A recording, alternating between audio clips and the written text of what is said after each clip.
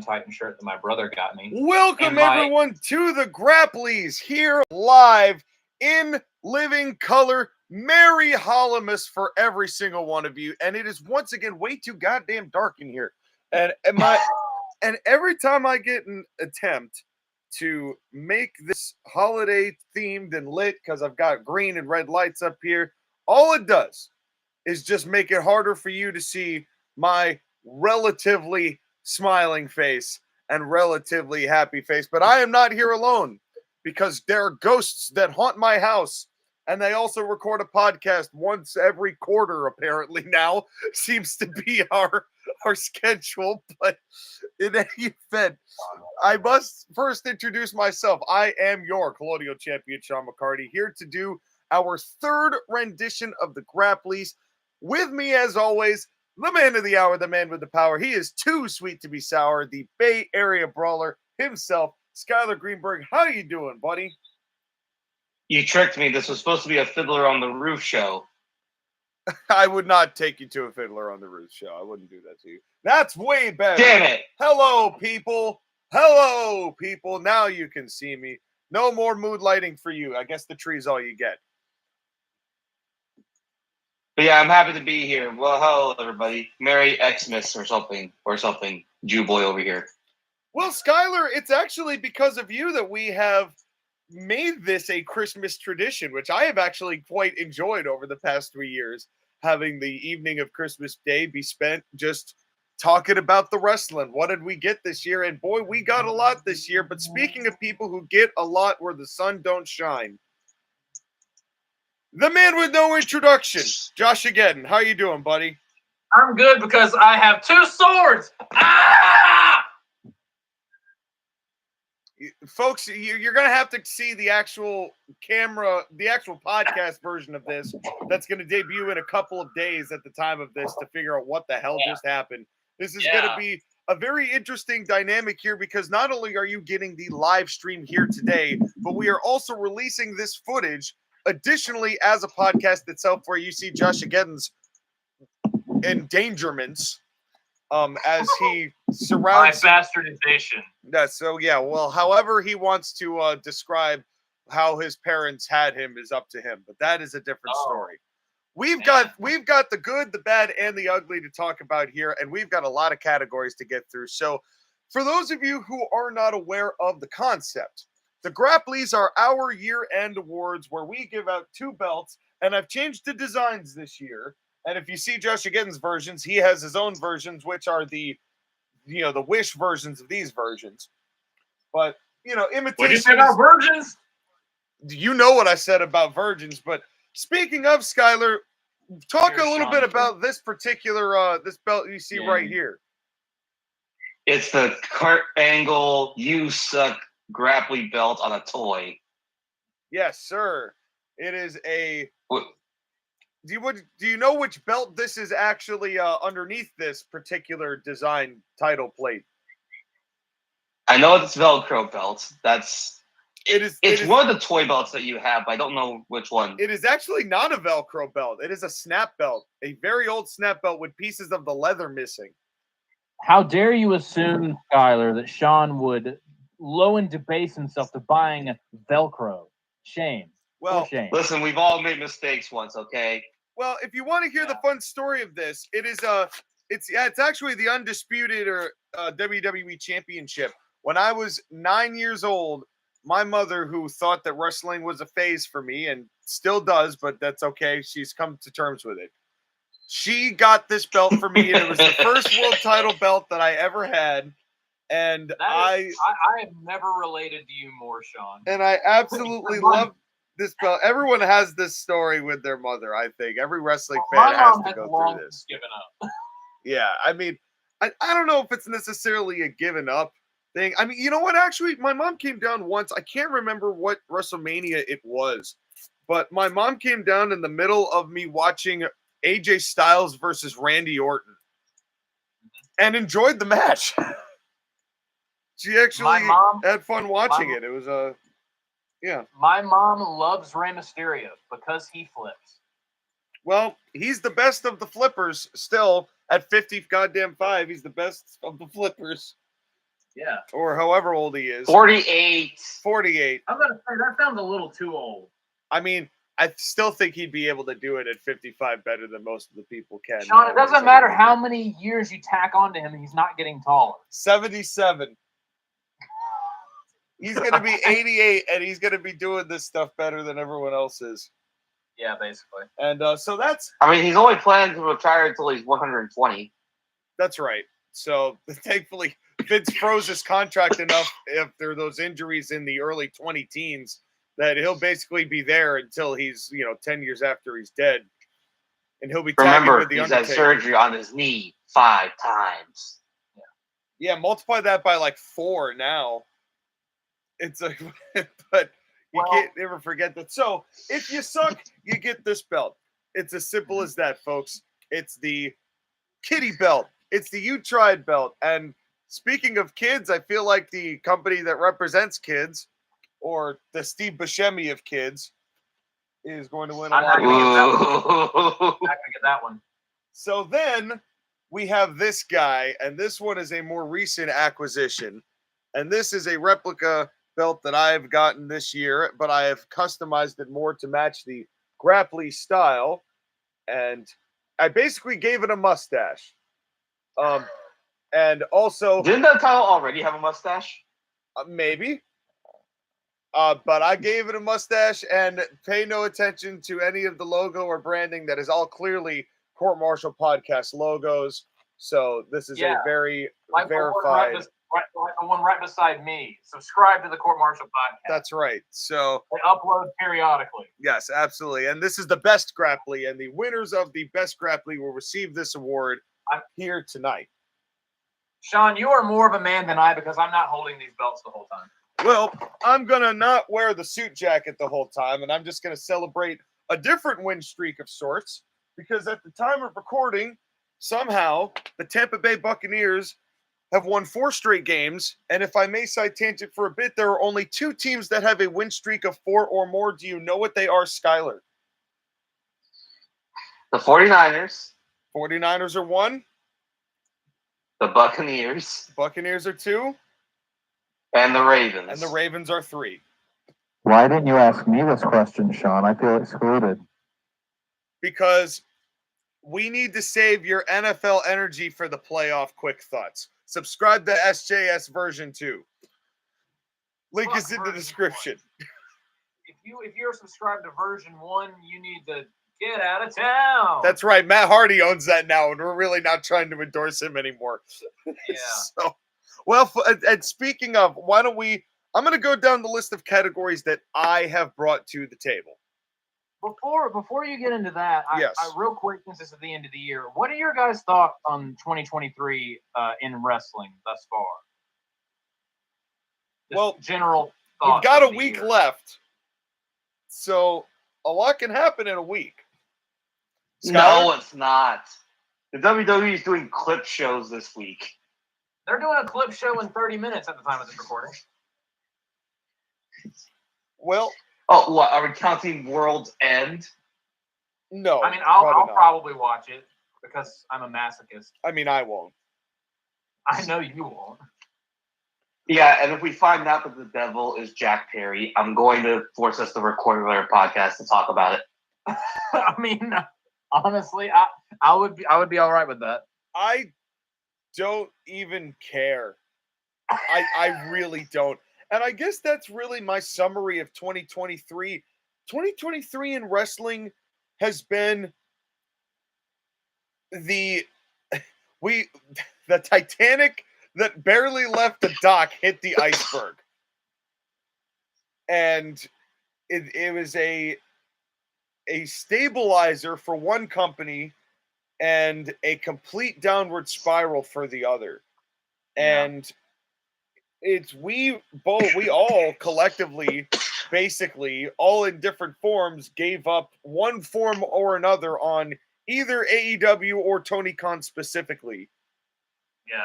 And there's been a lot of things that have changed in the business, although it feels like the industry is as similar as it's always been.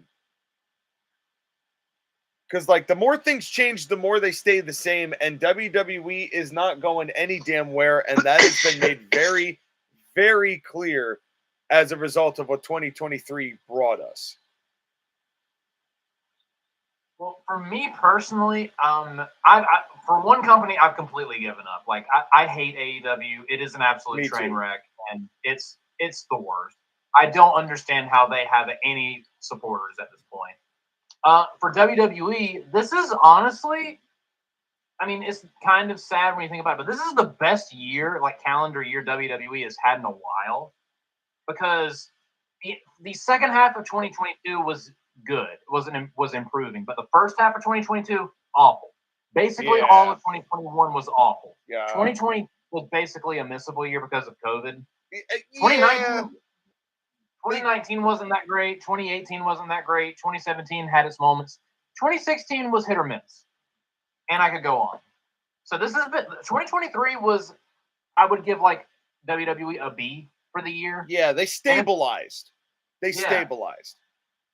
And it's the first time in a long time that any of us have had any optimism about Stamford, Connecticut's own WWE, even though it's under new management at this point.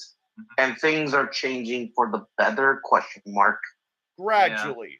Very gradually. And and we said at the beginning when this whole thing went down, I mean, the fact that during this year there was an outright, and this year started with Vince taking insurrection control over his company again. That's where this that's where this year began, all the way up until Endeavor was like, dude, get this guy out of here. Put him in a home. Yeah. And they literally like, I will go ambassador away, go be business Vince, but don't be around the WWE product. Do you remember that one week where everyone was convinced that the Saudis were buying WWE and we were all just waving the white flag? That was scary. Yeah. I mean, the sale of WWE was such a huge way to start the year, you know, and then that's beyond just the moments on the shows that we have that we're going to talk about as far as, you know, the categories that we've brought to the Grapplys here today. But it's incredible just how much happened in the wrestling business away from the cameras. Mm-hmm. I mean, what happened with CM Punk? It started with Vince returning to WWE and ended with Punk returning to WWE because Vince had been pushed out of WWE and Tony Khan's a moron. Yeah, basically. Last year was the most insane year. This year, I don't feel like was as insane, but there were still some pretty crazy moments. Skyler? Looking at you, Billy Corgan. I mean, we'll get the Billy Corgan later. We will. But to me, this has kind of like been a big transition year. I think we were kind of all optimistic that Triple H could change everything in a single year and fix all the problems of WWE. And we kind of had to come to the realization that no, he's not going to. But the progress is there. I see the progress. Things are happening. It's slowly getting better. Mm-hmm. Is it everything that I want? No. Is it getting to where I want it to be? Absolutely. And with anything else in wrestling, it just takes time. I just wish that it would go faster. Yeah, honestly, yeah. But it is a process. It is. It definitely is a process. And with each time that, you know, it's amazing just how different the landscape of who is interesting in the business has changed over the course of last year or the start of this year, all the way up until the end of this year. Like, who are the important players from then versus who are the important players now? You had a couple constants, but where they are and why they're important have drastically changed. And we're going to have ourselves some fun kind of jumping all over the place. So I've got myself a sheet, and this is the sheet. And you can see there's a whole hell of a lot of categories. And there's all my nominations for those of you who want to read all that. But I'm gonna write yours down, and then we're all gonna give our nominees, and then give a winner. Yeah. And so the comment. You the fans, you don't get a vote. Well, no, you do get a vote. You tell us. Like, comment, and subscribe. Yeah, you tell us what we missed. You have to tell us what we missed, because obviously we are not going to get everybody, and there's going to be matches that we haven't seen that are probably better or worse than this. I mean, everybody has a say, and everybody gets along. And and so we're going to go down the list here. So we have the best moment. This is the Grapply, the best Grapply. This is the best Grapply. There are no better Grapplys than this Grapply. I have the best Grapply. There are no better Grapplys. And I said this Grapply was better than their Grapplys. And they don't want you to know how good this Grapply is. I actually, this is the best Grapply. It's the big gold toy belt. It was $20. I wish this were $20. But no, you don't. Well, mine has Velcro, so fuck me. Yes. Well, there you go. You've earned that. But in any case, we have the best moment of the year, kind of, Vinceism, but our best moment that of everything that's taken place. In the way we have the best male superstar, male wrestler of the year, female wrestler of the year, tag team of the year, promo of the year, match of the year, promoter / booker. If you want to make the distinction between them, we can. We don't necessarily have to, but I have them kind of in the same vein.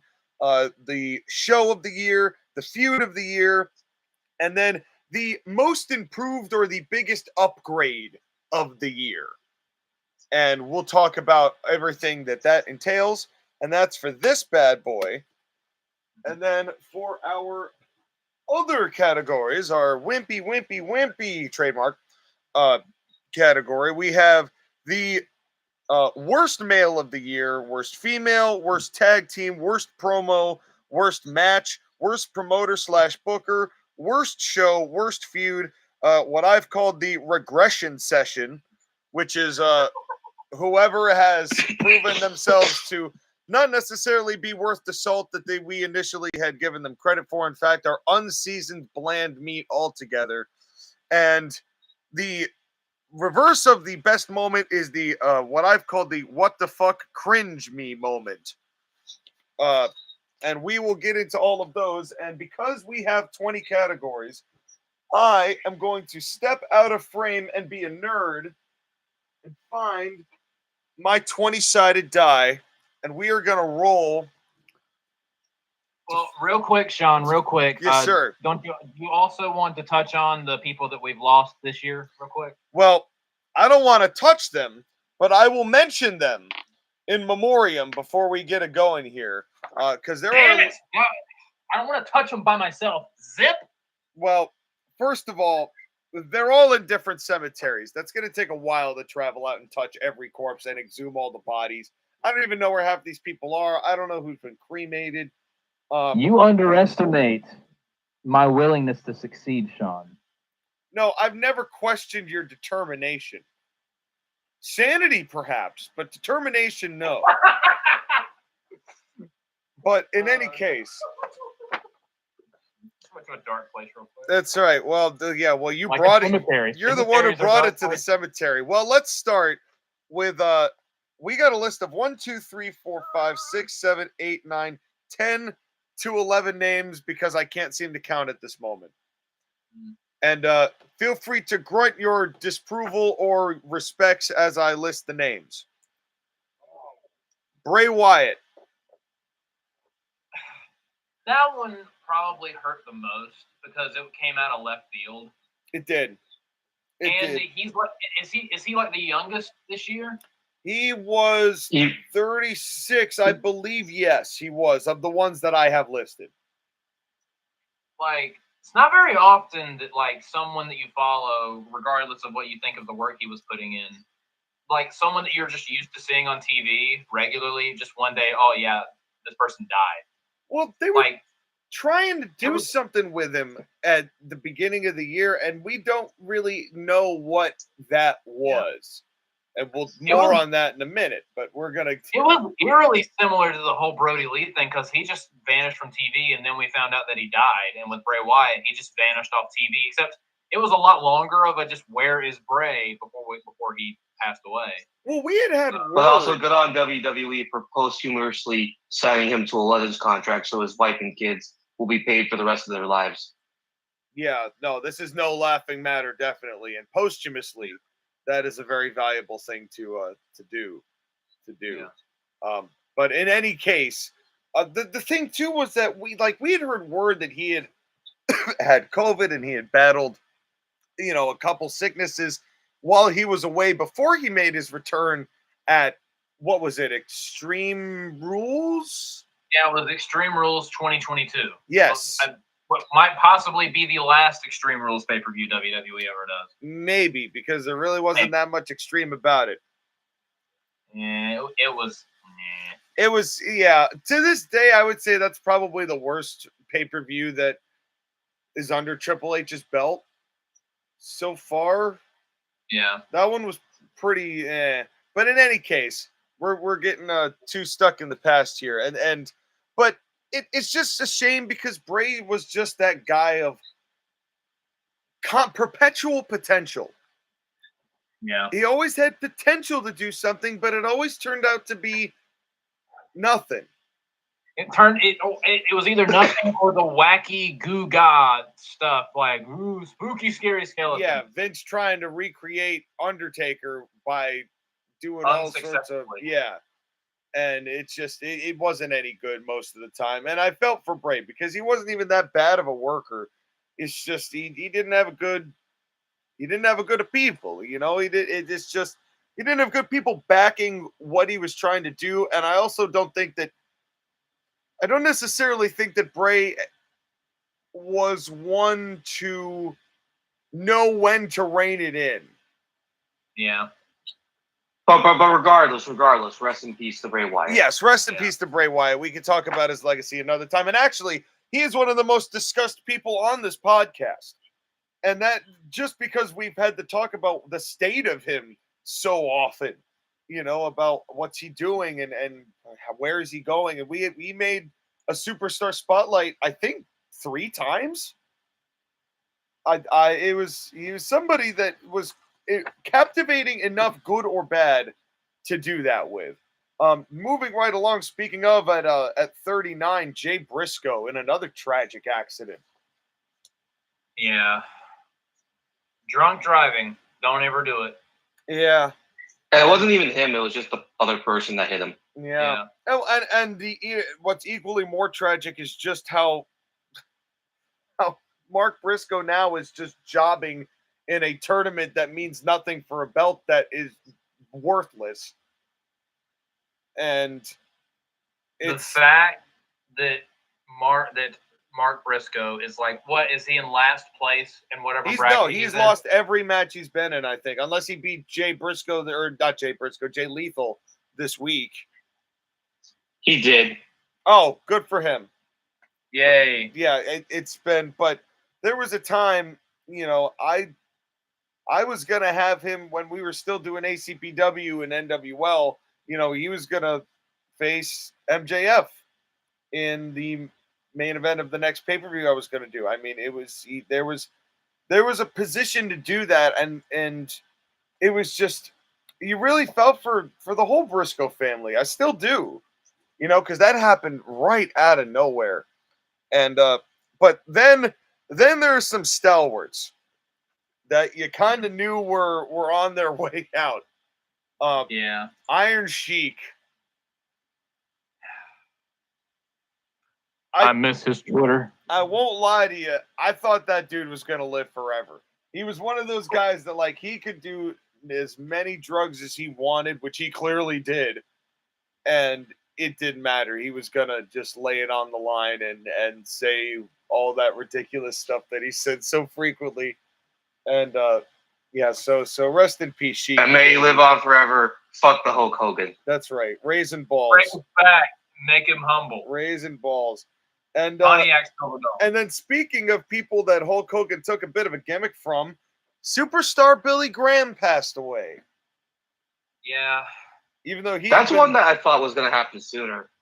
Well, he's been sick for 40 years. Like, he's had ailments of one form or another because, you know, and I've often suspected that a lot of that was just the early days of steroids and human growth hormones where they did not know what they were giving you.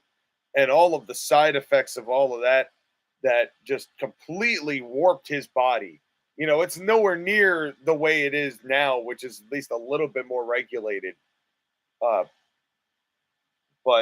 he was another late stalwart, another one that thought it'd be later. Another one kind of on that list, Darren Drozdov. You know, he was, you know, in his 50s, but given the accident he had, I forgot about that one. you know, you kind of you knew he had a shelf life. Yeah. You know, and yeah, that one's a sad one. I mean, wasn't he in one of the Dark Side of the Ring episodes? Yes, he was for the Brawl for All, I believe. And he looked happy in that. So he's in good spirits. Yeah, hopefully he went out with good spirits. Yeah. And then next on that list is one of the Bushwhackers, Bushwhacker Butch. Passed away. And then we had a couple. Then we have three that are very close to my heart. One because I think it was actually a heart attack that did this man in. Mantor passed away. Aww. And that new guy, the mini Mantor, what's his name? Black Taurus, who wrestles for Impact with the bull thing on his head. Have you seen this guy? He was the guy that Vikingo couldn't splash on top of 3 times. Oh. I sense in that groan a little discontent. We're going to talk about that later, I'm sure, when we get to just botches and just what the hell is wrong with you. Well, one of the things yeah, Skylar, that single hand, like, I didn't really care that much for Vikingo, but that absolutely killed him for me. Just that would do it. Abandon the spot. That's all I'm saying. No, you don't just keep trying and keep trying. Not when you're live in front of people. That's practice shit. You do that we talk about practice. God, even Allen Iverson understands that. Sean, let me tell you what this made me think of, and I think you're going to appreciate this reference. You know about how Sonic 06 is considered one of the worst Sonic games ever? Yes. In that game, there's a part where someone off screen is saying a line of dialogue, but they flub the line and they do a retake. But the game was so rushed out the door that botch and retake is in the final game. What? I'm not joking. There's a part where an agent is talking over an earpiece to Shadow the Hedgehog. The dude flubs his line and retakes, but it's in the final game. There's a blooper in the game. That is a mockery, bro. You know what? That is Vikingo. Well, they should have done a lot more leaping, like this man leaping Lanny Poffo. And I am sad to lose leaping Lanny Poffo because he was a fun guy to listen to, in a very unique voice. And last but not least, certainly not least, the man who transformed professional wrestling and arguably one of the greatest promoters of all time, Jerry Jarrett. And he was a legend. I'm glad before we really started to slow down this channel, we got to talk a little bit in depth about Jerry and the legacy that he left. So now that we're done with the dead people, would you like to talk about dying promotions and one that is starting to revive itself? Was it this year or last year that Terry Funk passed away? This year. It was this Terry year. Funk. At the same time as Bray Wyatt. Yes, I thought I mentioned Terry Funk in that same round of blunt, but yes, Terry Funk is another one who also passed, and he's another one that you kind of thought would live forever. Yeah. You know, and then, you know, didn't. That was a rough week. That was a rough week. That was a really rough week. One right after it felt like they were just dropping like flies. That week sucked. Yeah, and thankfully we didn't have any more of that immediate docket. But Yeah. it is time to talk about awards. So, are you gentlemen ready? Yes, now that I have a bag of Smarties that I got for Christmas today. Okay. Well, we rolled lucky number 13. So, Is that good or bad?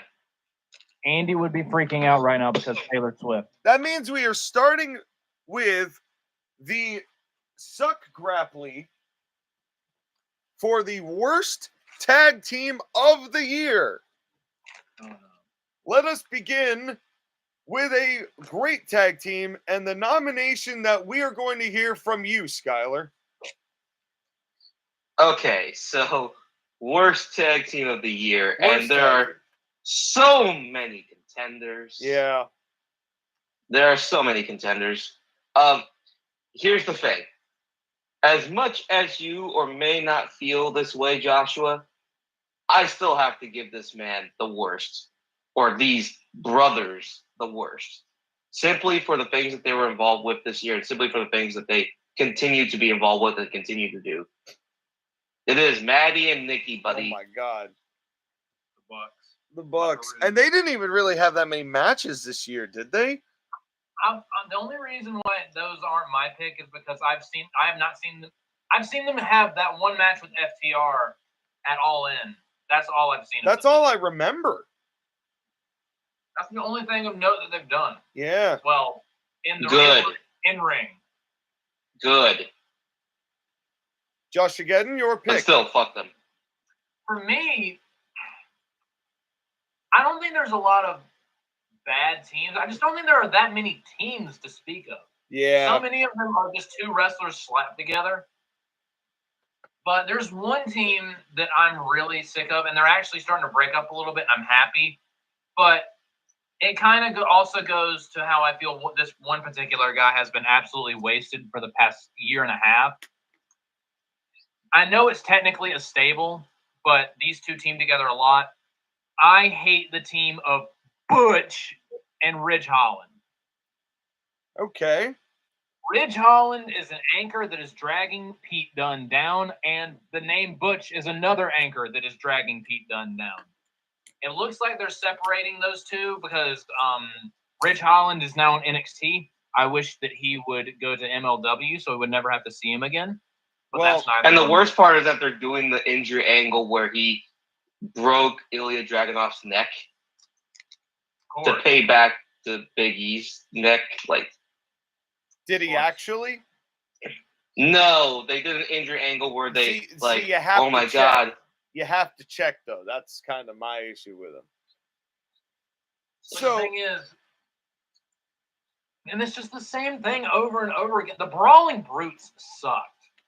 Like, it had something back in Extreme Rules last year a little bit, even though we all hated Ridge Holland and we all felt so bad for Butch. But at this point, I'm just like, just kill it. And it looks like they finally did. But still, there was no excuse for wasting Pete Dunne in this crap. And every time I saw Ridge Holland and Butch teaming together, it just irritated me. yeah, so my pick for the worst tag team of the year, they got brought back for the purpose of trying to, it was in that initial wave of Triple H recruits to get people of his that he liked back into the building. Some of them worked out. Some of them did not. And the ones that really did not and ended up becoming a meme almost, and then getting fired at the a couple of months ago, and we have not seen them since because from what I hear, we're instead getting Karrion Kross and the Authors of Pain to come back. Instead, my vote for worst tag team of the year is Top Dollar or Flop Dollar or whatever the name of Hit Row, Skid Row, McGurk, Shit row. Shit Leroy Row. Benson and Jesse Collins. Everything about the second go around with shit row was just shit. It was so bad. Yeah, they got released, I think it was like October. And so there. Well, Top Dollar got released. The other guy didn't. Well, Ashanti the dentist. I think that's where it still counts. So the And nominees. BFAB. Don't That's forget right. about BFAB. BFAB, yeah, I am done. And so we've got for our nominees, Hit Row, the Bucks, and Butch Ridge and Holland Dunn. Who's our winner, folks?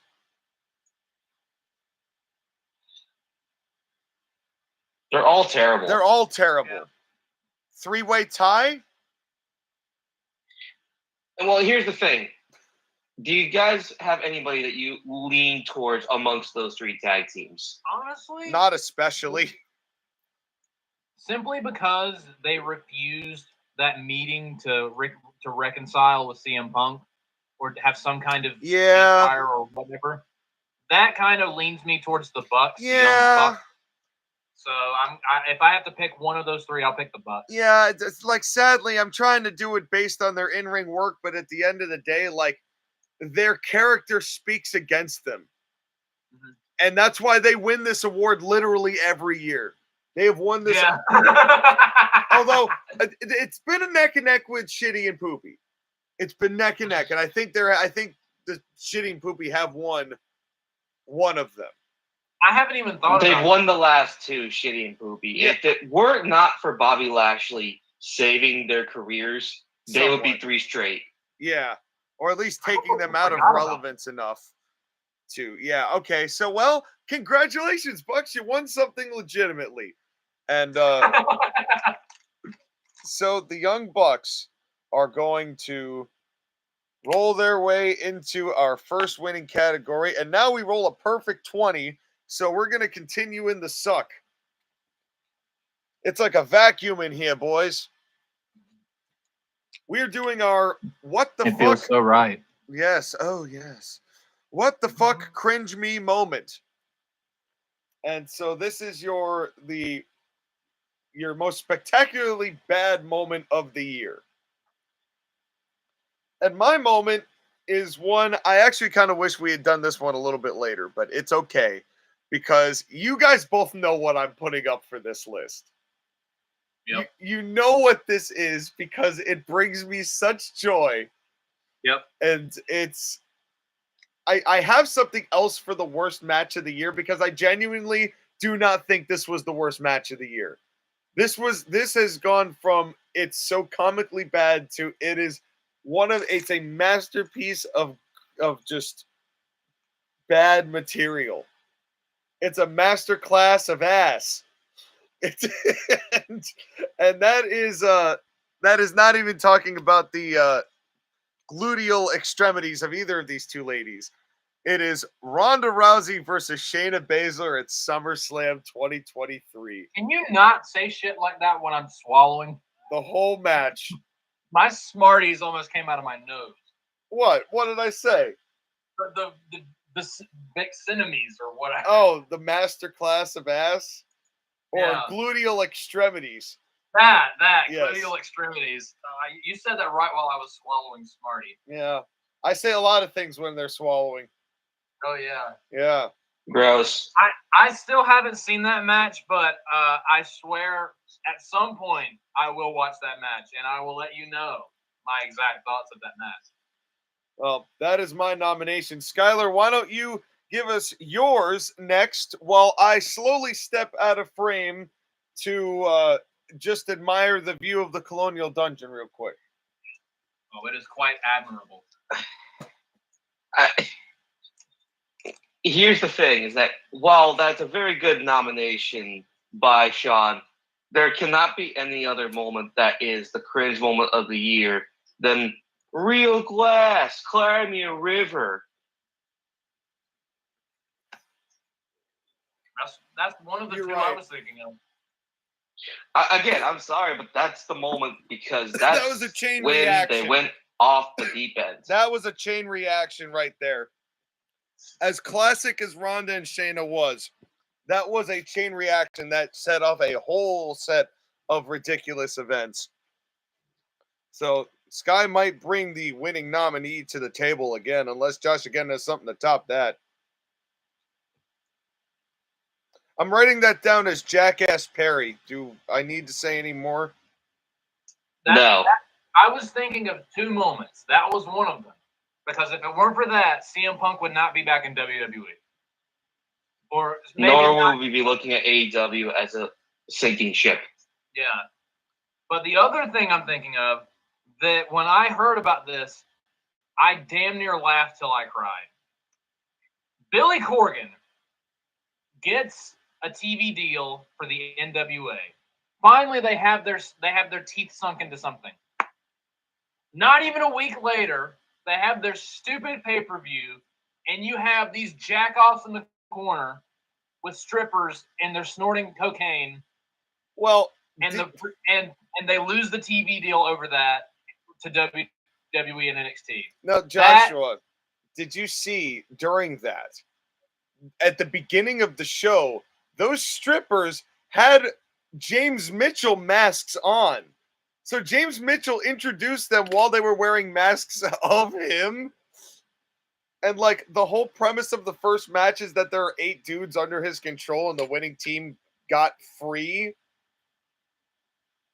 That's what they were presenting that show and that night. And then cocaine. Oi, oi, oi. And then losing the TV deal that they just got. That made me laugh so fucking hard. To NXT. And the kicker was, oh yeah, you can still do shows on the CW app. Yeah. Which is basically that is my vote for WTF kicking yourself in the balls moment of the year. But Cry Me a River, that probably is like unanimous. Like if it weren't for that, then Billy Corgan would win. But yeah, gotta give it to Jackass Perry. Yeah, Chain like, wow, I rolled another 20. That's why. Okay, here we go. Well, congratulations, Jack Perry. You legitimately won something. And not a fight backstage, a Grapply. That's right. Oh no. How long until he comes back on TV? Well, you said something about a devil gimmick coming out. The second he cuts a promo on Dynamite, he's going to be drowned in CM Punk chants. Well, the craziest thing is, if he actually knew what he was doing in the wrestling business, he would have just been given the biggest gift in history. Because he's going to come back with stupid heat. Yeah. Stupid heat. And he's not going to know what to do with it. He's not going to know what to do with it. And Tony's not going to know either. And yeah, Tony is going to do something stupid with it. Yes, and that is a fact. So, now we move on to some good stuff. It's about time we get to the good moments. And this positivity. That's right. So, we are going to put our... Fuck the New Day. We're going to put our Grapply. Ha ha ha. We're going to put the Grapply away and go to the Grapply. And this is for the ladies in the chat. Ooh. So, it is our female wrestler.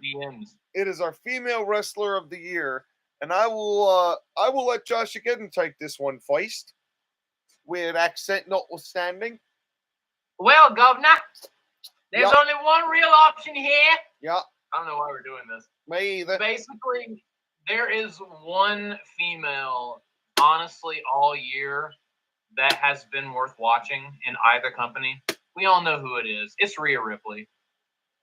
Like, she had the best women's match of the year. She's had, she hasn't had consistently best match of the year, like, every show, but she's the only female in wrestling that has any modicum of star power.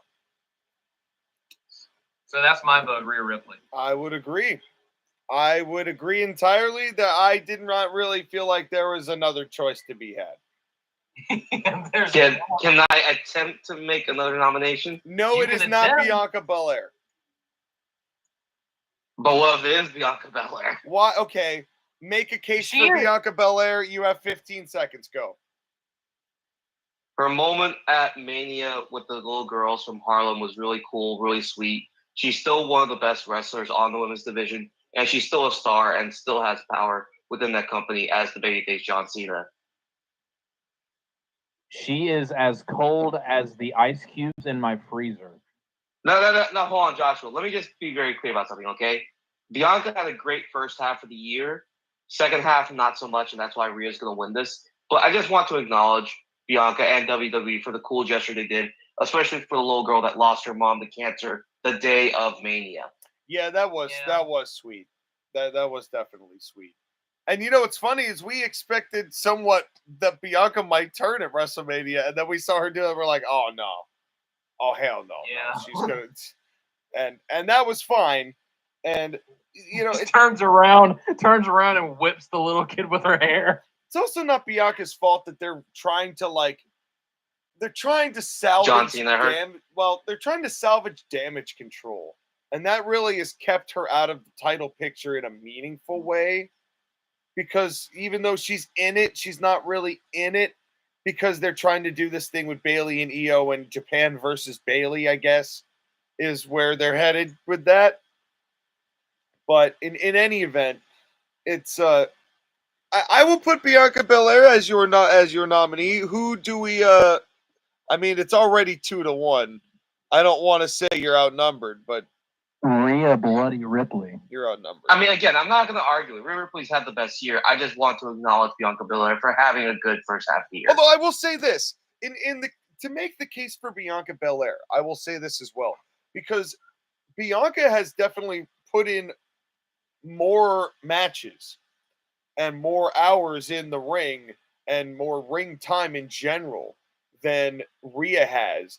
And a lot of Rhea's matches have really not gone on very long, but that's been perfect for what she needs. Because nobody's really at her level except for a key couple of people. So nobody's ready for Rhea. Well, yes, even though she is not Russian.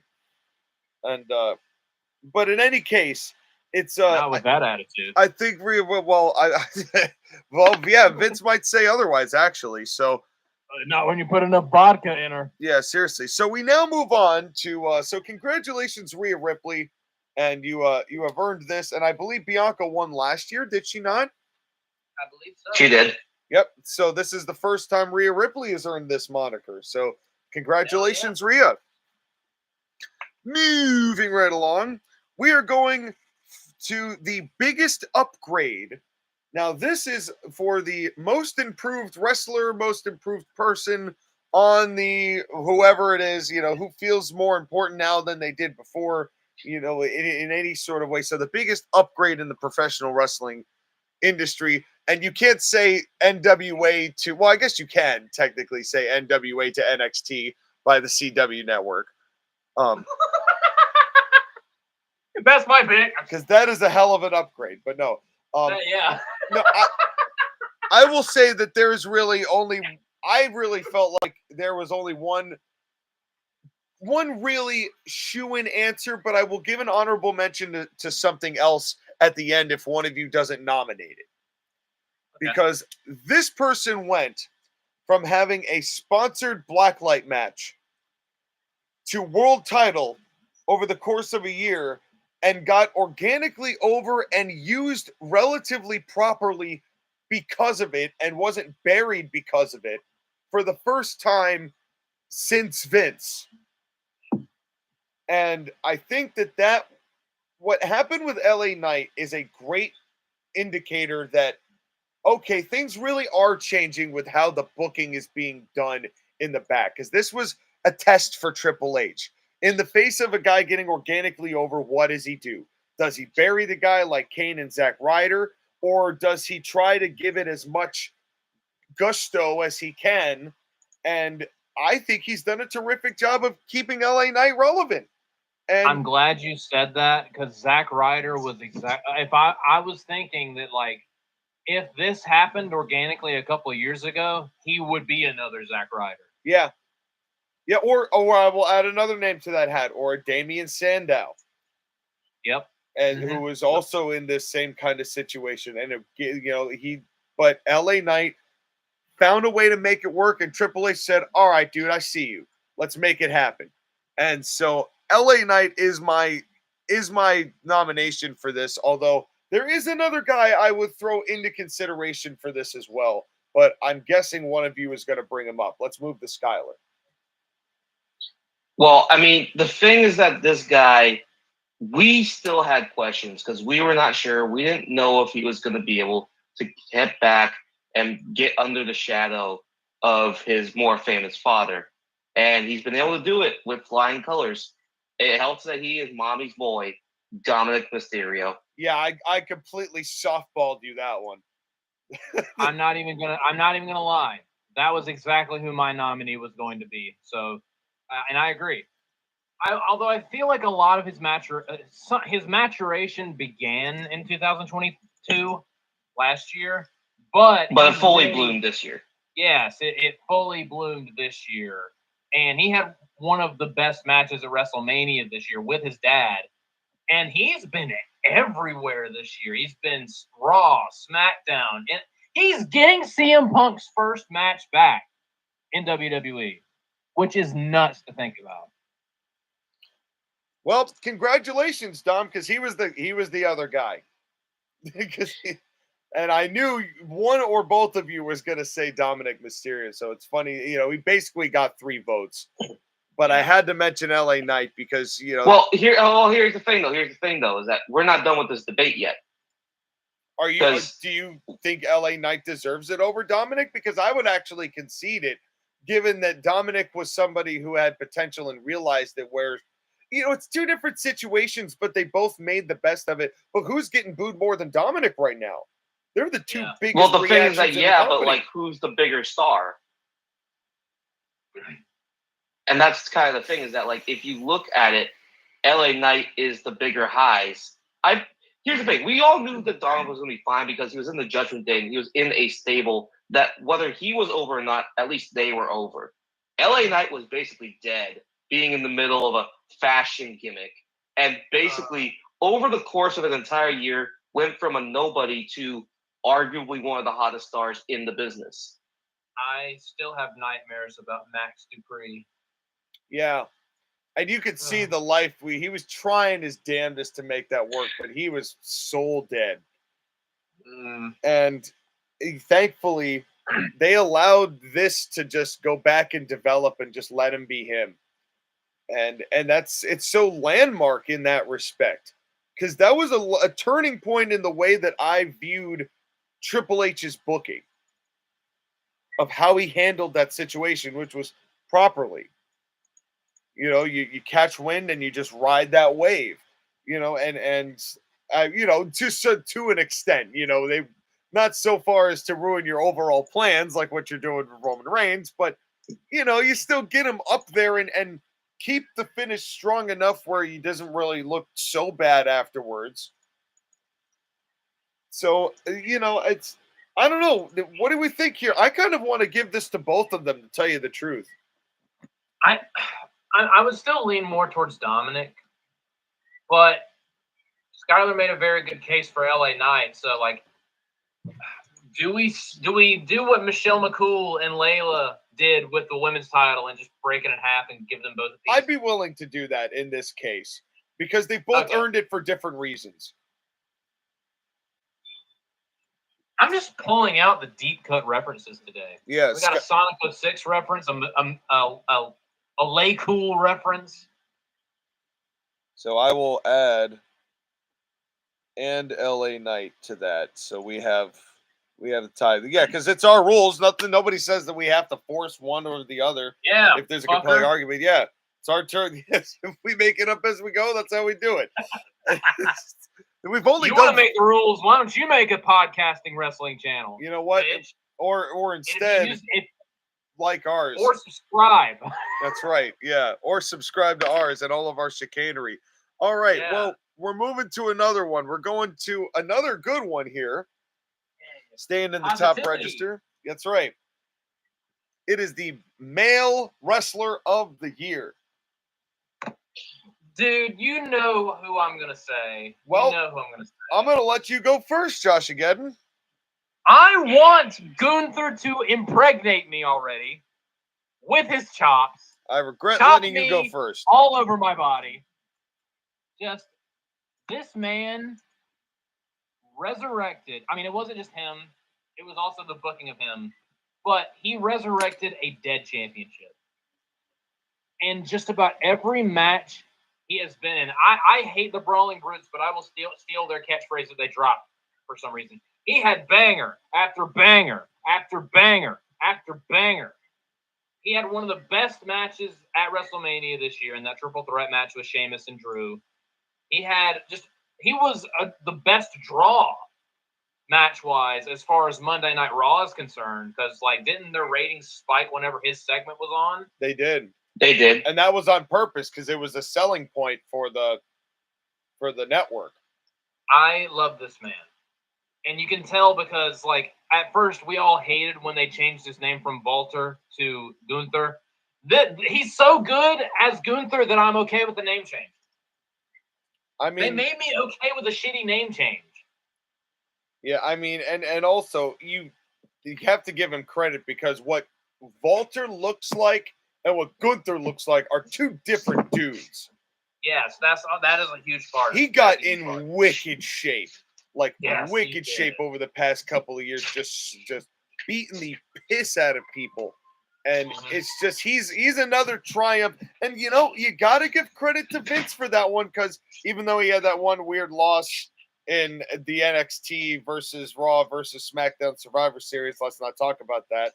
Yeah, I remember that. But once he debuted on the main roster proper, Vince took care of him enough to give him that Intercontinental title in the first place and let him roll with it. And then Triple H made sure to take care of him beyond that to keep him into the legendary run that he's got now. Yeah. And Gunther also likes to cook things in a microwave when he's hungry. Yes, me too.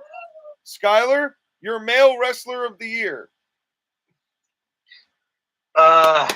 Here's the thing, is that I wanted to, in a way, do this where I could nominate this man for both best and worst, but I don't think that's going to happen, but still.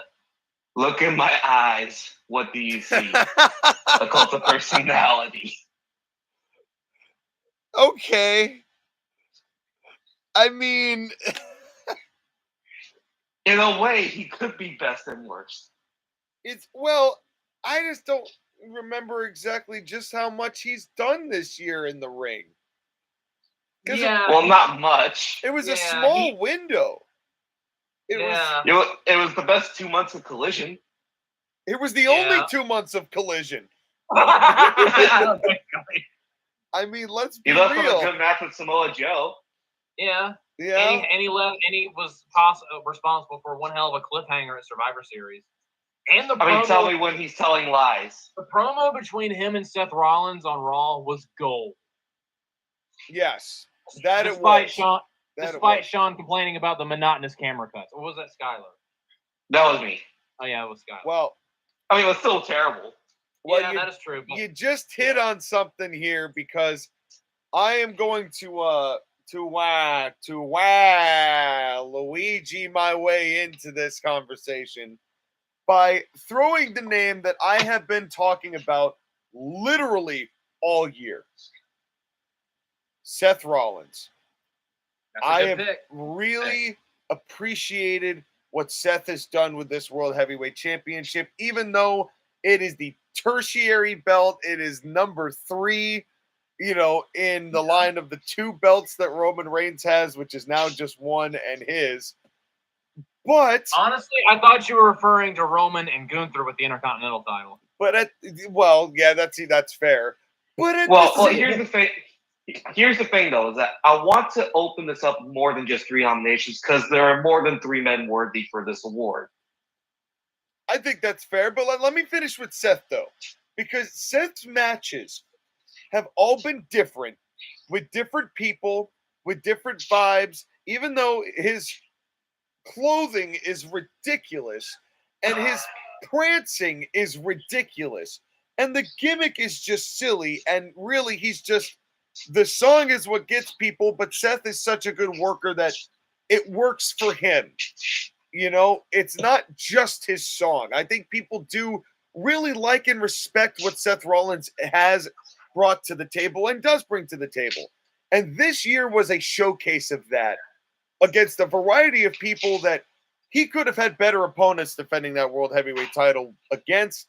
but he made the best out of everything that he was handed this year, enough to make the Judgment Day look more impressive without ever giving them the belt, and also allowing other guys like Nakamura and Balor a chance to have matches that they wouldn't get against Roman Reigns because it just doesn't feel realistic enough for what they're doing with that belt. I don't know how else to describe that. I know that sounds like a knock, but it's just a different vibe. And Seth Rollins knows how to cater to that vibe. And I think if they're distinguishing Roman Reigns as the ultra theatrical champion and Seth Rollins' belt as the actual in-ring wrestling belt, and that's the way Triple H is trying to market these two shows, that would be a very interesting way to approach the future of WWE. But I think Seth Rollins has really, really done a ton to really cement my respect for him as such a diverse worker this year. And I don't know how many more years we're going to get of Seth Rollins doing this kind of deal. And I really hope, and especially with the icing on the cake, being the realest Seth Rollins we've gotten all year in that confrontation with CM Punk. He got me so hard when he looked at Punk and was like, I'm going to be real with you. I hate you. That we need more just solid, I hate you in wrestling. Every time that Seth Rollins gets serious, it's good television. Remember when he set Riddle off when he talked about all very true things about his wife and all that? And he's like, and Riddle's like, I will fuck you up. I will fuck you up. He should have mentioned his drug problem. And we were all like, bro. And we all kicked and pelicans flew out our assholes. And that was... I'm so glad I don't have to deal with that anymore. Yeah, like I think it's safe to say that of the three of us, I liked Riddle the most. Yeah, keyword was liked. Yeah, in past tense. Ever since he outed himself as a fucking doofus, I don't jive with him anymore. I never understood the rainbow animals coming out of his toenails. Nobody did. Nobody did. I don't think Weed does that. No, I can guarantee you. As a matter of fact, while Skyler is telling you the other nominations he had in mind, I'm gonna verify this information for you. I'm gonna consult my bong. Hey, if I inhale this, are animals gonna come out of my toes? And why? Well, here's the thing. Why are they all covered in jam? They haven't yet. Well, hold on. Can we just, besides the obvious like LA Knight, stuff, I also think we have to give a shout out to Mr. Woe himself, Cody Rhodes, for again remaking himself and becoming the biggest babyface in all of wrestling. He took that loss at WrestleMania that should have been a win, but whatever. That honestly could have counted as one of our WTF moments, them having Roman beat Cody at WrestleMania this year. But he took that in stride, and we were worried that might really seriously hurt his babyface momentum, but it really didn't. Even though they never really gave a reason as to why Brock attacked him, Brock put him over really strong, and that really helped. And although he's kind of been coasting ever since the Brock thing, not gonna lie. They're waiting to get him back to the Rumble so he can start finishing his story. Yeah. I hope. We hope. I have no qualms about this at all. I'm not getting my hopes up for Mania 40. Especially because of the amount of people and challengers there are now. Yeah. A lot has changed since last year and Cody Rhodes and the stars aligning at the exact moment they needed to for Cody Rhodes. It may be what we want for Cody Rhodes, but it may not be what is best for WWE come WrestleMania time. That is what concerns me. I do not want to see Roman Reigns as champion for another fucking year. You won't see him at all because he doesn't appear. That's the problem. But that's why there's Seth Rollins, which is why he's my pick. So we've got quite a few people to list on there. Who do you think gets the flowers? I'm going to make my nomination by explaining everybody's kind of characteristics and why this guy wins over all of them. Gunther, I think, has had the best in-ring matches. I think LA Knight has had the best promos. I think Cody Rhodes is the biggest over star. And CM Punk, obviously, again, is the most controversial. But Seth Rollins is all those things put together. He is the only one that is the complete and total package amongst the different nominees. And he has been the one to be there the entire year in WWE. Yeah. And that's kind of what Start tips to it. finish. This is because he's the only wrestler, by the way, who has appeared on every WWE premium live event. I found out that today. I'm like, okay, that's what's going to get him the win. And has main evented quite a few of them.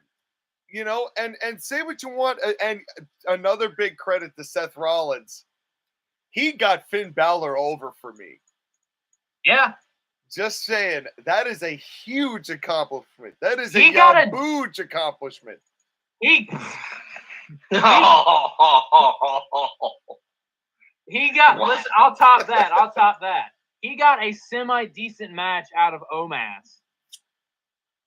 I did not see that. It was not bad. You should not have. It wasn't good. It wasn't great, but it wasn't. It was mid.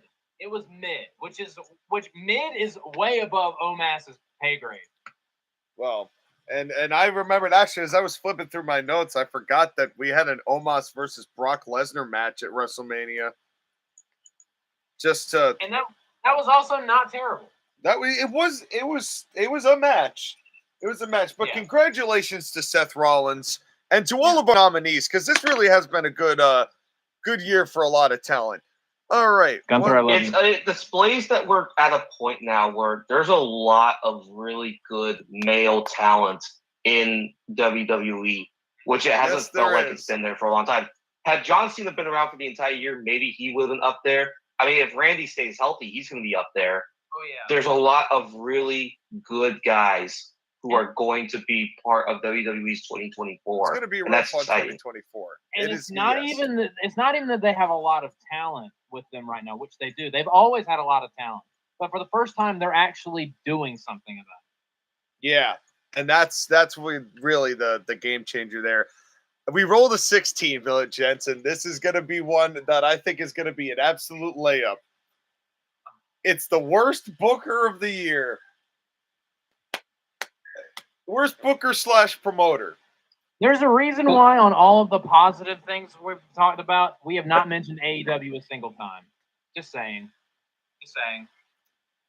And all of the negative things that we talked about, we've mentioned AEW every time. Yeah, I mean, if it was any other year, I'd be giving MJF a nomination because I got to represent my Jews, but man, he doesn't deserve it. On Christmas of all days. Yeah. Yeah. Dude. Well, I think that we are going to unanimously, and we'll take this moment because I think that for those of you who are not necessarily with, it's been a long time since we've done something like this. So why don't we just go around the room and explain why we have such a distaste for this man now at this point and what 2023 has done for us to cause this opinion, because I am guessing we have unanimously nominated Tony Khan for worst booker / promoter of the year. Yes, but I do also with a nod to Billy Corgan. I do want to give like a nod to Billy Corgan. A nod to Billy Corgan. Yeah. Yeah, for absolutely fucking over. Yeah, you know what? You get this little toilet bowl at the very top of the belt. That's Billy Corgan's. The rest of the belt is Tony Khan. He's the unanimous runner-up. Yes. But Tony Khan, I mean, by a country mile. And why don't we start with the man who hated it from the beginning, Skyler. Yes, Skyler. What is this AKA, year done? I was the smartest one. What is apparently. Let's not get big for our soil-caked britches. Let's first. You were the smartest one because you're a Jew. Thank you. Merry Christmas. But no, like, what were we supposed to say? What are we supposed to feel? This was all terrible. Cancellation. This was all lousy. This was all garbage. This was, from the beginning, doomed to fail because of who was in charge and what he wanted to do. Yeah, and you know, the thing is, and the biggest thing about this, and the reason why Tony, I believe, is getting this a second year in a row, and the reason Tony is getting this time for me, the biggest damage that Tony Khan did to himself was to lose the good faith of the viewership. The network asked for one thing for this new show. Do you remember what that one thing was that they wanted for Collision? No stupidity. No. Did it happen to be Mr. CM Punk? It was CM Punk. Yeah, that guy. I vaguely remember that guy. Wait a minute. In a network TV expiration year deal, that was a sentence. Yep. It was an attempt at a sentence. It was an attempt at a sentence. I know where you're going with it. Yeah, but you're still with me. Yeah. In a year where they have their TV deal expire and they're going to renegotiate for that TV deal, that's way better. They decide to be children. Tony Khan decides to just do nothing, let a situation boil over, and then when it boils over the year prior, continue to do nothing, reward the people who caused it, and suspend the guy who actually had a really good lawsuit case against them. Decided, but he tried to make it work, came back, they still decided to fuck with him, and Tony decided to be a gigantic pussy. There's no way around it. That's what it was. The Punk tried to lunge at me. I was never more afraid in my life. I have never felt true fear before this day. I know. It's I once thought I was a man until I met thus Punketh. And anyway, but I have soiled you. But the bottom line is this. Tony lost the goodwill of the fans and the network when all of that went down in September. And anyone who had any sort of benefit of the doubt they were trying to give to Tony Khan could do what many people were hoping he'd do and provide a legitimate alternative to WWE, recognize now this guy ain't it. And he never will be it. And anyone that's still supporting him is delusional or stupid or both in thinking that he is still the right person to lead this company. Yeah. Well, I've heard a lot of people say that he just needs to give up some of his responsibilities. Like, which he's a control freak. He never will. Right. Even if you are a fan of AEW, you've got to admit, Tony needs to, back off or go. Yeah. There is CM Punk is the empirical evidence. Yeah, and I don't know if he's ever going to do that. And if you even look beyond the wrestling, if you look at the Jacksonville Jaguars and the way they're run, or the way that the football team in England is run, they're both incompetent, both run by Tony Khan too. And look at the attendance and fan cam from AEW shows. Where there's just rows and rows and rows of empty chairs. Shame. Yeah, it's so empty. It looks like a San Jose Sharks game. Yeah, it sure does. It sure does. I hate that I'm roasting my own hockey team, but whatever. Well, I mean, it's not that difficult to do, unfortunately. And first overall pick, baby. Overall pick. That's right. Well, and we'll continue for our first overall round exit. And meanwhile, Tony Khan is our first overall round pick for the Grapply for worst booker. Yeah, I mean, this is no dispute. It's no dispute. And would now be a bad time to mention that I got AEW Fight Forever for Christmas. Do tell. I have AEW. I also got WWE 2K23, and I'll show it right now. All right. Are you gonna do a comparison video where you're gonna play the two games and compare them and see how bad the AEW game is compared to the WWE game? I'm gonna do a video where me and my brother. I guess I'm just announcing this now on TAW. So be looking forward to this, TAW fans, all 1,003 of you. I'm going to be. Which congrats to 1,000, by the way. Why, thank you. Thank you. Firm handshakes all around. Yes, congratulations. I'm going to do a video with my brother. We're going to do 3 matches of AEW Fight Forever and 3 matches of WWE 2K23. And I got the deluxe edition. You know, the golden one where Thugonomics Cena has the older and better looking U.S. title. 3 matches of both games, and I'm going to be like, so Alex, which one do you like better? And he's probably going to say the WWE one. And there's also going to be a bunch of stupid edits that'll make you question your sanity and why I have 1,000 subscribers. What is wrong with 1,003 people? Well, I can at least attest for one of them. But that's. I mean, to be fair, my subscription is so I can listen to myself talk to my own voice. Well, we're all, Skylar, all 3 of us are narcissists. It's okay. I mean, everybody in the internet is a narcissist. I mean, that's just. Basically. I also got an Attack on Titan video game, and I'm going to be playing that with Andy, so that'll be fun. It does sound Just fun. don't play with Tony Khan, because he'll take all your Monster Energy drink. Well, he better not lay a finger on my monster. He'll put cocaine into your Monster Energy drink. That's what he's going to do. He'll put fentanyl in it because I criticized the company. well, I just can't wait until the company finally starts going under and we can hear all the things that this company does under his watch. it's gonna be. Well, there are a lot of NDAs signed for life, I believe. So What I can't wait is to hear the reaction from all of the tribalist AEW blowhards when that company dies. they're all gonna have to float back over to New Japan on Yeah, rafts. what's the copium gonna be? They were always Gunther fans. No. I'll take your first suggestion. We actually just liked AEW because they had New Japan sometime. Yeah, they signed Will Ospreay thinking that was going to be the perfect counter to CM Punk.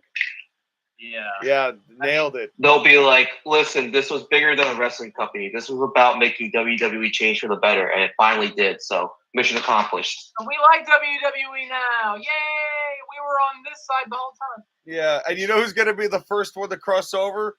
Jericho. Chris Jericho. No, he's not gonna slide. He's gonna kick down the door in Titan Tower, being like, "I've been here the whole time. I didn't say a damn thing on the internet. Don't even look. Don't listen to my podcast." See, here's the thing, Sean, is that you keep saying that, but I legitimately don't think he's going to be the first one kicking down the door. Well, he'll be the first one to start leaving the AEW building when they close, but because he's so fat, it'll take him forever to get there. It will. It'll be hard to get a large transit, oversized load tractor trailer to haul him down the highway with 7. I mean, Brock Lesnar can drive him through the tractor. No, he doesn't have a big enough tractor. Oh, God. Well, speaking of people, well, you know what? Maybe he could just bleed everywhere. And speaking of, we're going to go to the worst male wrestler of the year. I have already given away my answer. We're all picking people from AEW. Well, I mean, you're picking Jon Moxley, right? I am picking Jon Moxley because this is the guy who is supposed to rival Chris Jericho as like the top star, right? And no matter what Tony's booking does or does not do for a person, MJF's matches are still relatively decent because MJF has a overall vision in the ring that I am relatively satisfied with. Does that make sense? Yeah. Jon Moxley does literally the same thing every time, every match, flicks his head, thinks he's wrestling, and gets rewarded for it. And the match that I remember seeing him in this year was the match against Adam Page at Revolution. A match that I attended in person. A match that you attended in person. He and took a brick to the head and got back up. It was bad. Barf. I gave it an F. For fucking terrible. And so, Jon Moxley, congratulations. You legitimately, well, you know, we don't know if you legitimately won it yet. But you've certainly been nominated here. Let's move on to JoshAgeddon. Who you got? Dude, John Moxley's a good pick, but he's not my pick. Even though I'm grateful, partly, that he's the reason why CM Punk is back in WWE. Just the immense childishness, the pettiness, just the pure stupidity that he literally helped to build back up the bridge between WWE and CM Punk over a stupid spot. All of this was over a suplex on a car. Jack Perry is my pick for worst wrestler of the year. Just his matches have been but that's not really what this is about. Just that moment where he lit in the camera and did that. Even though it was on the pre-show, the buy-in, because all these pre-shows have to have wacky names to cover up the fact that they're a pre-show that no one's watching. But still, that moment easily nets him worst of the year for me. Like, even though it's cool to see CM Punk back in WWE, and it really helps with WWE's momentum right now, and it sets up a lot of interesting shit in the future, he still is the reason why they lost their top draw. And there's no overstating how monumentally stupid he is. Those are all valid points. Jack Skyler? Perry is my pick. That's why not all people should be wrestlers. Yep. True. Looking at you, Liv Morgan and Shotzi. We'll get to them. We will get to We them. will get to Funnily them. enough, we're not very high on Liv Morgan, even though No, she we're is. just high. So, spoiler alert, the worst wrestler nomination for me comes from AEW. Wow. I'm not. And again, if I was a sadist, I would say CM Punk and get the joke over, but I have another person that I want to nominate. Go on. This person I'm disappointed in is the best word I can say. Because in a company like AEW, he was the one thing that stood out because he had real motivations. He had real legitimate matches. He had real legitimate emotion, and he had real legitimate motivations. This was a guy who came in, said, fuck you, bye, I win, I get money, I get championship gold. And then he started to be friends with Adam Cole and became part of the crowd that wants to be friends with everybody. Aw. And slowly but surely, everything that was unique about him was taken away from him. And I'm disappointed because this is a guy who should be one of the faces of wrestling because of how good he was at the beginning of this year and how he was set up to be one of the guys of the year. And it hurts because I have to nominate my Long Island Jewish friend here, and I have no faith in him anymore. Even if he goes to WWE, it will take a massive amount of fixing in order to get him back to where he was just a year ago. You know Maxwell who his first Jacob feud's Friedman. going to be with? Wow. It's going to be with Punk. No, it's not. It's gonna be with Cody. No, it's not. Who's it going to be with? His first feud's going to be with The Miz. Oh! You know it. You know it. God. You're changed my both pick. you're No, hang on real quickly.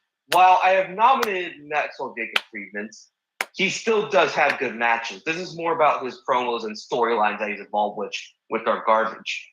But I'm sorry, the image at Wembley of the skewers sticking out of John Moxley's head clinches it for me. Yeah. I skipped that match. I did not watch that match. Yeah. I have better things to do with my life. Yeah. Listen, Joshua, the picture of Moxley having all of these barbecue skewers sticking out of his head like a zit Oh, is I the saw absolute. That is it. Like, there's nothing like that you can say or do. Again, I will get mad at the Young Bucks for the exploding super kick that they did to Moxley earlier this year. That was Because that was the thing that happened. No, it wasn't the same match. Yeah. No, it was all a match that came happened. together. Again, they all like to play with each other and do stupid shit. By the way, that's another reason why that the Young Bucks got nominated for the exploding super kick bullshit. Yeah. And Moxley the dumbass for taking it. Yes. John Moxtard.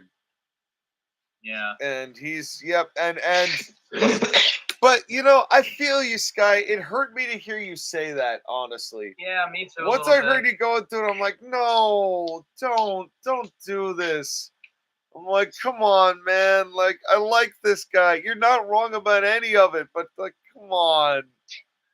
It's like, I like hating Moxley and Jack Perry. I don't like hating the fact that MJF has been completely destroyed. Yeah. Because I like blaming Tony for that more than MJF, but he is complicit in this. Can I tell you what made me not want to watch MJF anymore for me? Do tell. When he was selling his broken freaking neck because he got suplexed on the steel steps at Wembley, had a match with Samoa Joe on TV, and with his broken neck took a pile driver on the concrete, and then got up and did wrestling moves. That's Yeah. what killed MJF for me. Again, he is not any different or any special from anybody else in AEW. That pissed me off so much. Well, that's the way that Dynamite they Grand like Slam. It was Dynamite Grand Slam, and that was like, he should be dead. A pile driver on the concrete with a bad neck. Are you kidding me? Well, they don't know how to do anything with anybody. That's But the thing. real quick, I do want to say real quick, earlier in the year, I'm not going to lie. 15 minutes at 300. What time did you put it in? I'm not going to lie. CM Punk at point was my pick for worst wrestler of the year nominee. Not going to lie. Because while I understand his frustrations with AEW and everyone backstage and all that, he still acted insanely unprofessionally, and that really soured me on him. However, since he's back in WWE again, I'm willing to give him a second chance. And what he's been doing in WWE has been good so far, even though he's been back for a month. And the thing is that I think MJF, when he goes to WWE, because they're going to offer him more money than God, when he goes to WWE, Triple H has the chance to remake him in his own image. And you know that he can do it. I mean, LA Knight has been remade, so could Maxwell. Yeah. Max, your nose is very relatable to me. I'd like to make something out of that. You got some golden boogers, son. It's the noster piece. Max Friedman. Are golden boogers a Jewish thing? No. Okay, we are moving right along. Well, we're moving right along. Before this podcast, by the way, I just realized we are breaking ground here because not only are we recording this for the Court-Martail podcast to air, we are also recording this for the Totally Awesome podcast to air, and we are doing a live stream. So this is not a simulcast, it's a trimulcast. It's a triple cast. Yeah. Triple cast. But congratulations to us, groundbreakers. And congratulations to Jon Moxley for sucking at wrestling. Yes. And now you get the bad Grapply, the badly. That's right. You're getting the Grapply. And now. Yes, the Grapply. That's right. And now we're going to number 19, which is the regression session. So this is going to a wrestler, male or female, who has had potential and has slipped down the totem pole rather than gone up the totem pole. And it's for one reason or another. There's quite a few different nominations you can make for this, but somebody that you may be disappointed in. This is where I feel I might have put an MJF potentially, but I'm going to give you my nomination first for this. This one for me is somebody who everybody said was going to be the next Jesus Christ of the Bible. And I was like, there's no way that there's this much testament with this guy. But, he didn't even really get that many haters at first. He had himself a very good match at WrestleMania against the guy that, was it the most complicated match ever? No. But there was a time when people thought that it was the end of John Cena when this guy got it. And then John Cena exposed this guy in his promo, and then everything that John Cena said came to pass. And it just got worse and worse and worse. And now I don't give a flying fuck about Austin Theory anymore. And that's you nor anyone else. That is a shame. So I'm gonna go Austin Theory in the regression session here as a biggest downgrade. JoshAgeddon. Honestly, I agree 100%. I also agree with what Skylar said about MJF earlier. But man, like, and I like Austin Theory, but he's just so unimportant. Like, his regression has been sad. Yeah. Like, really, really sad. Yeah. But my pick for regression, in all honesty, is someone that I complain about. Is this male or female, or does it matter? Doesn't matter. Okay. It can be both. Intergender. I complain about her every time I see her. She used to have really good matches, and this trend really started last year, but it's gotten so much worse this year. She had one epic, amazing, excellent match this year. But everything else she's been in, she has been awful. Awful.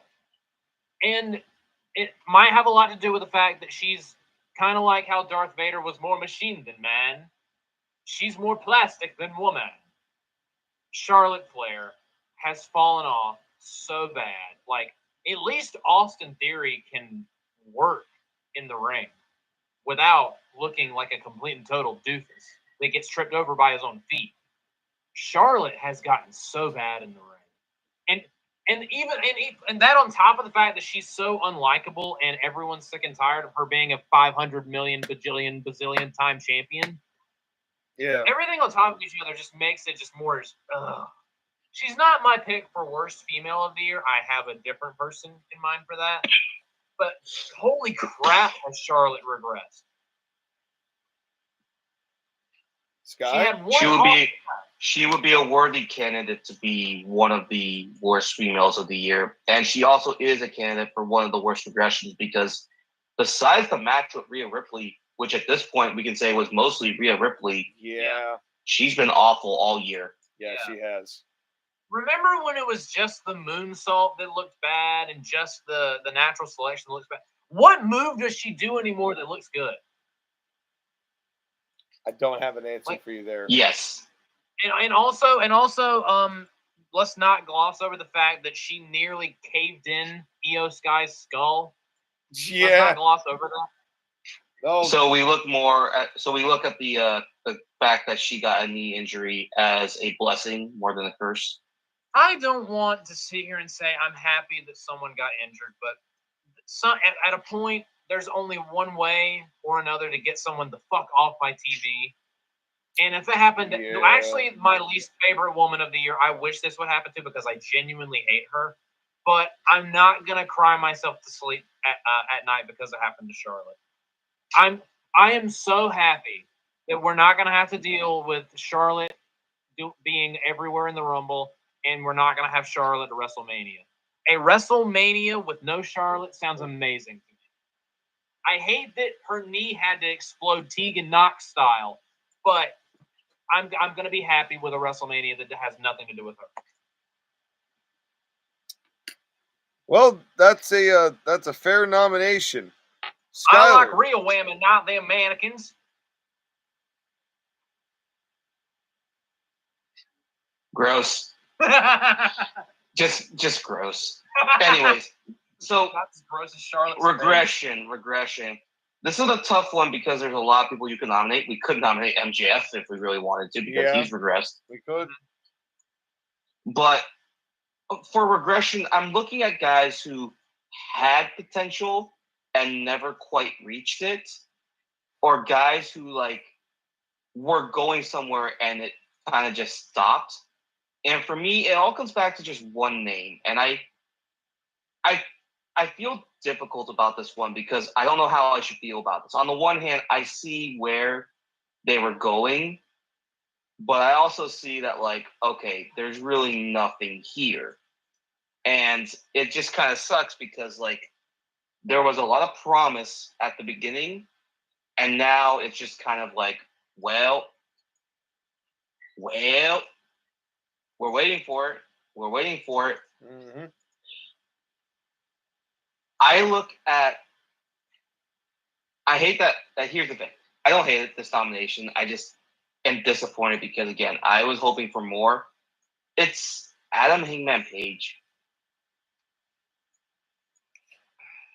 He's done it to himself. Well, to regress implies you progressed at some point. He was a world champion for AEW, and now he's nothing. I know that partially that was beginning in 2022, but this year it just seems like it's gotten even worse. Ever since he did that stupid, like, off-script promo deal with CM Punk that started the whole thing, he has been nothing. Yeah. Like, and deserves has there it. ever Has there ever been a promo in wrestling that has done so much damage to everything around it? His career, the company he works for, causing the guy he cut the promo on to go back to their competition. Has there ever been a more damaging promo in wrestling? I would say Vince Russo after Bash at the Beach 2000, but that only cost the company. That did effectively kill WCW.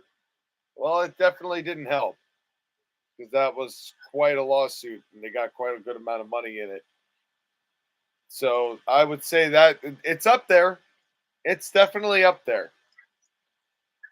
Well, we have 3 good nominations of Austin Theory, Charlotte Flair, and Adam Page. Who gets the nod?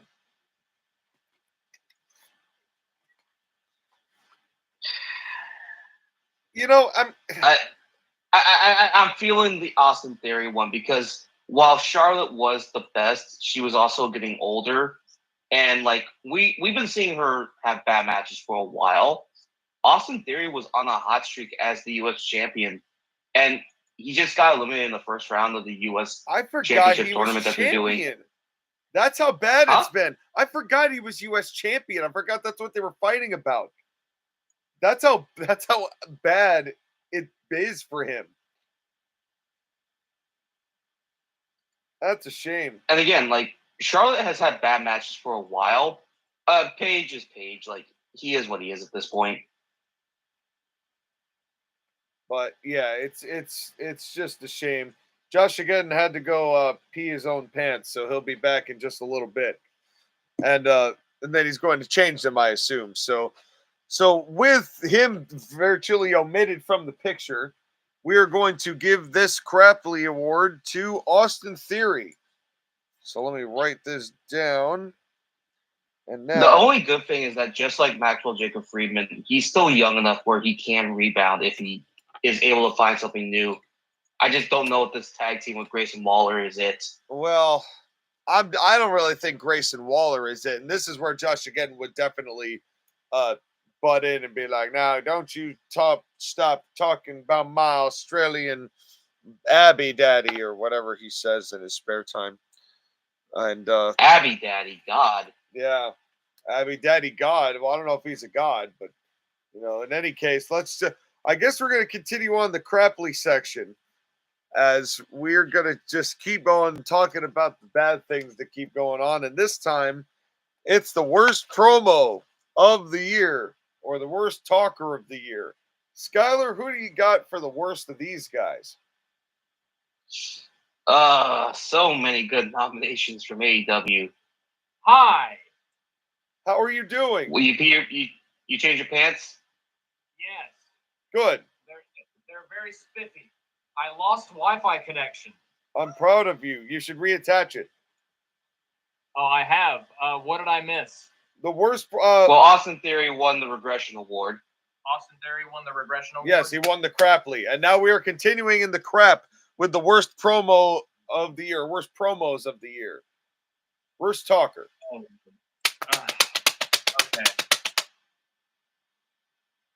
Who goes first? Well, why don't you go first since you're back now? Okay, I will go first. There are a lot of people that do really terrible promos, but I go back and forth between 2 people who listening to them talk is just so insufferable. It's hard for me to pick between Nia Jax and Shotzi. But the thing is, I usually skip Nia Jax promos, so I don't really get much on me because she just has no personality. However, before Survivor Series War Games, I unfortunately had to endure the worst promo I've ever heard. So you've said. Shotzi Badfart got on a microphone and was like, "I'm a crazy girl. Ah, I'm so crazy. I can't wait for a carnage." And it was so fucking bad. My anus has never tightened that hard in my life.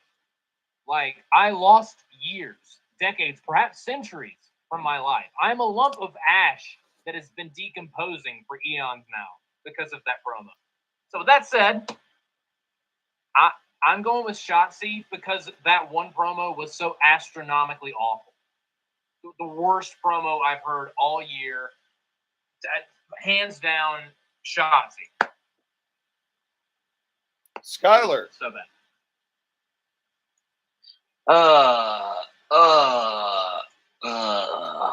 The Shotzi's a good nomination. Like, her promos are terrible, and she might win this thing. Yeah. But here's the thing: is that as much as Shotzi's a bad talker, it's not the "oh my god, why do you even get the microphone" talking that half of these AEW people get. And again, I'm going to go back to AEW because I need to kick this puppy down the road a little bit more. That is the way Tony would frame it. Yeah. I need to kick this puppy for all it's worth. I've said it before and I've said it again. This man used to talk really, really good, and now I don't want to listen to him. It's one half of the Golden Jets. The man who is yelling at Stephen P. New on Christmas Eve. On Christmas, actually, he yelled at Stephen P. New at 2 o'clock in the morning. Like, you have way too much time on your hands. Why don't you go get abducted by the aliens again, Chris Jericho? You know, I was wondering how long it was going to be before Chris Jericho waddled into the Grapplys, so. Yeah. All right. That's a good Have pick. you heard any of his promos this year? Not gonna lie, I haven't, because I've watched. This is the least. Because we know better. We so know better. Anything that he does, like that whole segment where the inner circle broke up on Chris Jericho, may be the worst segment ever. I mean, and it was totally a Chris Jericho thing. Chris Jericho's stranglehold on AEW is a big reason why it's in the shape it's in. Yeah. You know, especially in the wake of CM Punk. Wasn't that whole deal where he was trying to recruit? There was also that whole deal where he was trying to recruit Don Callis was trying to recruit Jericho into the Callis family, and Jericho was like, "You're going to betray me," and Don Callis was like, "Actually, I was totally serious, but because you thought I was going to betray you, I'm going to betray you." And Jericho was like, "Oh no, you're betraying me." Just stupid shit like that. Yes. Yeah, it was. I hate that I remember that. Yeah, it's. Jericho could probably go in line with worst booker of the year, but he hasn't really ever been confirmed to be doing it beyond his deal.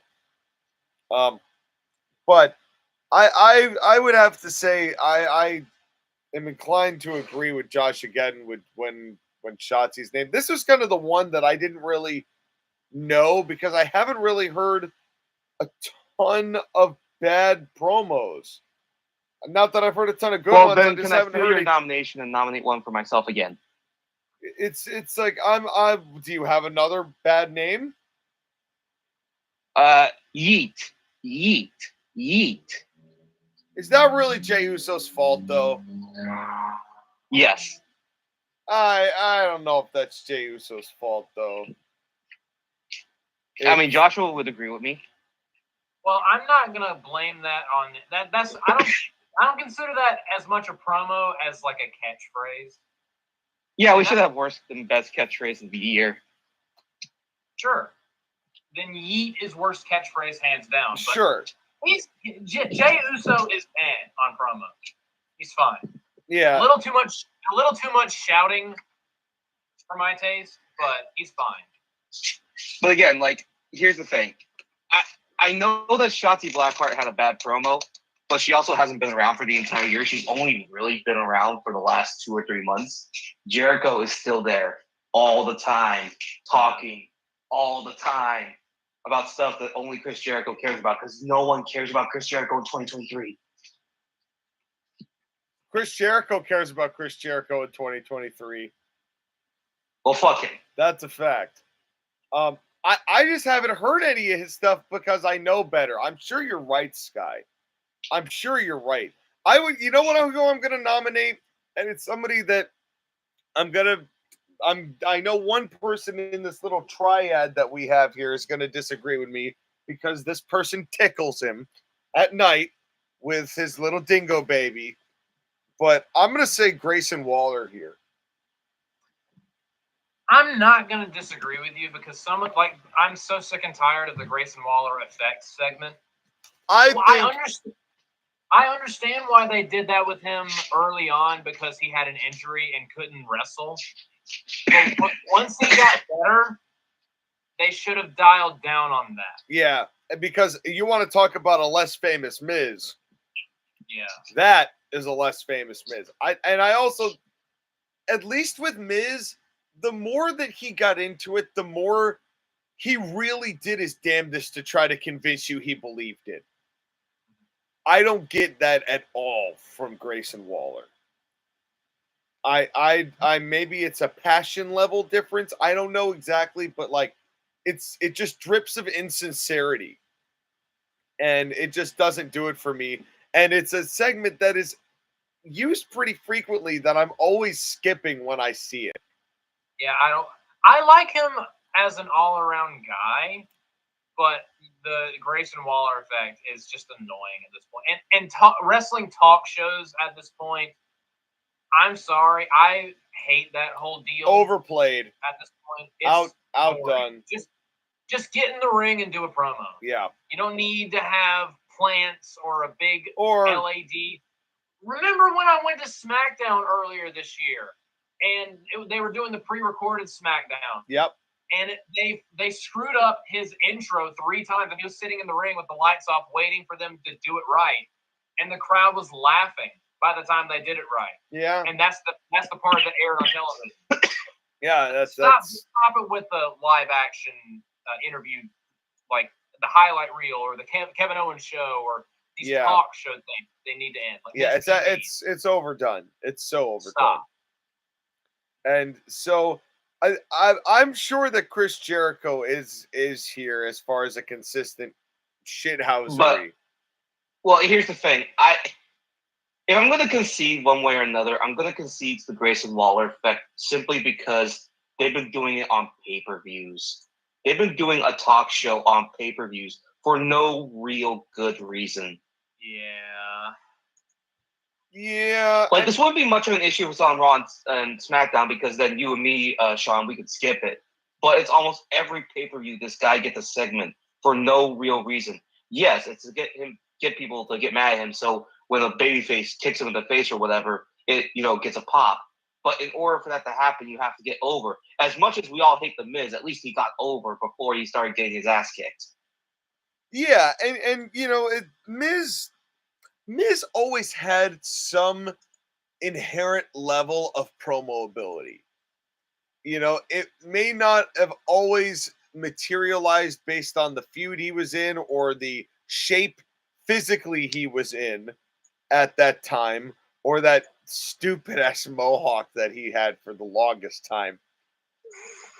And, in spite of all of that, Miz had some core talent that they were able to chisel and cultivate. And I don't think there's something about Grayson Waller that just doesn't convince me that he's ever going to reach that level. And not in his current form. As much as I have insulted Chris Jericho, he's been doing this for a couple of years, so it's not like it's anything new. It's been a whole year of Grayson Waller just talking and talking and talking and no action. From Money in the Bank when he debuted with John Cena and the crowd could not give two shits. Yeah. Well, because John Cena was a surprise in and of itself. And then this guy comes out and is like, hello, I'm Grayson Waller. I'm a big old koala fucker. They really threw cold water on that shit, didn't they? Yeah, they did. Well, because that was where John Cena did a lot of exposing people this year. And now they're teaming together. It's yeah, getting punched once simultaneously by Kevin Owens. We are the two men who have seen John Cena and exposed us. He exposed us to all sorts of nefariousness. So Grayson Waller, is that what we're going for here? Waller. I like the dude, but the Waller effect has got to go. All right, so Grayson Waller, congratulations! You've earned this. And we are just Sean. You were gonna say something about Shotzi earlier. Did you happen to see that promo I mentioned by? Well, I saw as much as I could stomach, and it's like, when you start out, I'm with you, but once you get to like a second and a half, I got to get the fuck out of there. The overacting was so just. It was like a bad middle school play. Yeah. You sound like a man who's been inside some of those bad middle school plays. Dude, I've been in some of those bad middle school plays. My mom went to a middle school play. It was about Greek mythology. Everyone there they had to stop the play so many times because everyone kept forgetting their lines. Oh, and no. The direction, why does that sound like AEW? Because, I mean, is. Vikingo was not involved, but he should have been. It's more his speed. But seriously, like, they had to stop the play multiple times because none of the kids knew their lines. And the drama director, her face turned red. She was so pissed. And me and my mom left, and we were like, that was fucking awful, wasn't it? it was bad. Yeah. Well, Shotzi would have fit right in. That's rough. Well, we're going to continue in this line of Grapplys as we have moved on to the worst match of the year. There has been some stoinkers. There have been some clunkers. I'm going to make the pitch for one. There's two that I could nominate, but I'm going to nominate a less common one. And I will have another one in the wings for a potential nomination. But my first nomination, the primary nomination, is for as far as this man has come. As far as this man has come, he cannot wipe the stain of what happened at the Rumble off of his glow sticky hands.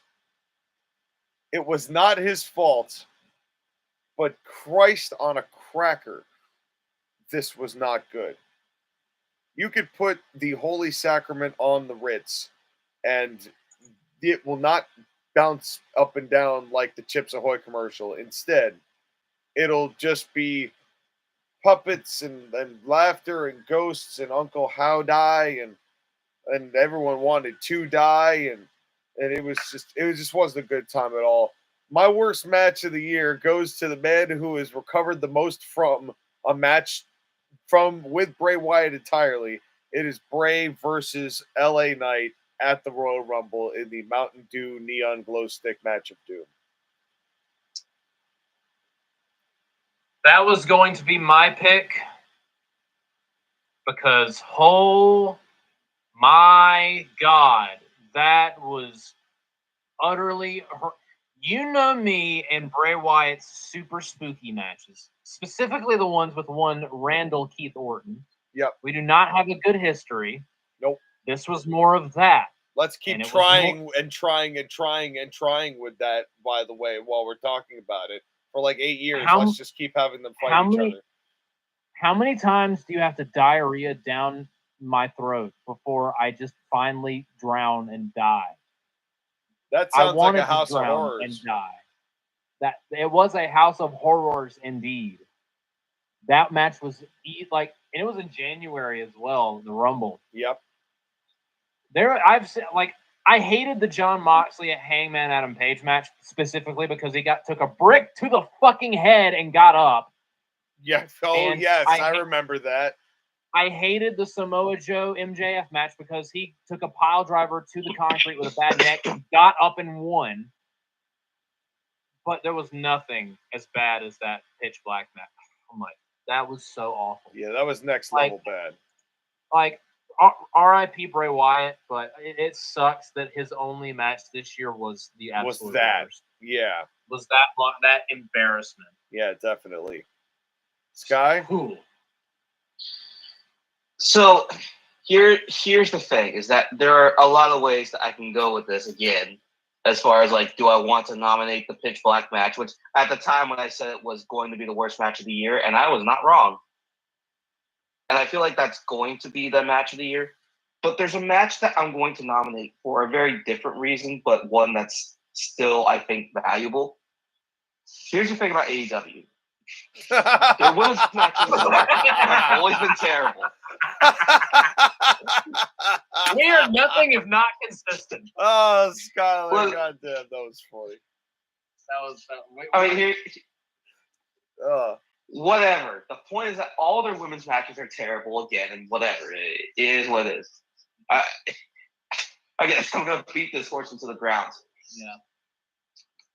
But, like, it's something when they book a match a certain way to accomplish something that, in all good conscience and all good faith, should never have happened.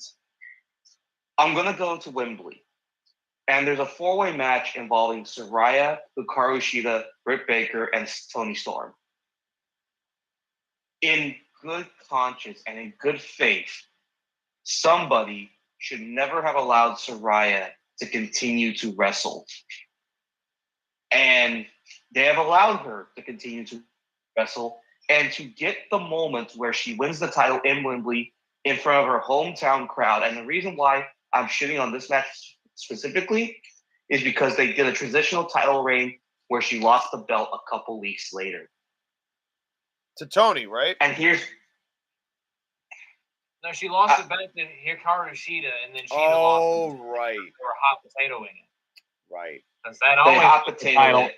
That always makes That's the belt more valuable. Hikaru Shida won it, Saraya won it, and then Hikaru Shida won it back. Right. Here's my thing, too, about this, okay? Saraya's wrestling, because I've actually seen some of it. I was there in person when I watched it. Has been terrible all year. She doesn't look like the Paige from 10 years ago. And actually, when I'm thinking about it, Paige or Saraya, whatever, doesn't look healthy. Shouldn't be in the ring. Shouldn't be allowed to be in the ring. And they did it for a cheap pop in London that you know is going to be the same pop that happens when she wins the title again next year at Wembley. Maybe. Like, just like the same one when Ric Flair beats Orange Cassidy in Charlotte. Oh, God. That could actually happen. Did we do Worst Woman of the Year yet? No, we're not. We did not get there yet. Because I'm going to give you a spoiler right now. She's going to be my nomination. I don't blame you. I do not blame you either. I will. We'll say this though, because I have one more match to put on this list, and it's not the one that you're expecting. Now, this is a tag match that occurred at Money in the Bank, and why this? I know exactly what match you're talking about. Why this tag match was made, I do not know. They are desperate to try and make any sort of women's tag team wrestling matter. It doesn't. It was Liv Morgan and Raquel Gonzalez Rodriguez, Diego Monsanto, against Ronda Rousey and Shayna Baszler, where Shayna just turned on Ronda for like no reason. No reason. I'm glad I skipped that match. Okay, listen. Can I explain the reasoning for you, okay? For why that particular tag match sucked ass? No, not for why the match sucked ass, for why it happened. Sure, go for it. The match was booked the way it was so that Ronda Rousey, who was leaving, could have her one-on-one match with Shayna Baszler at SummerSlam that Joshua did not see and Sean loves because it's his favorite match and will be his match of the year contender, whatever.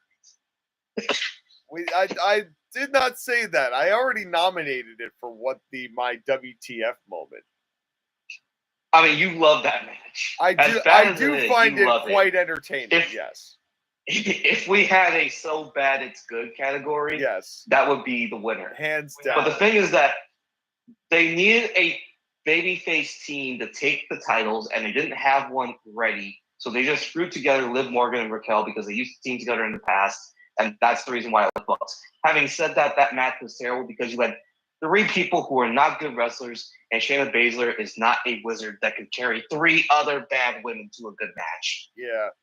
With a nonsense. Shayna Baszler could probably have carried 1 bad person. She couldn't carry 3. Well, and Ronda is just like, she did not give a single shit about anything she was doing in this match. It was bad. It was a 5-finger stinker. And normally I'm really good.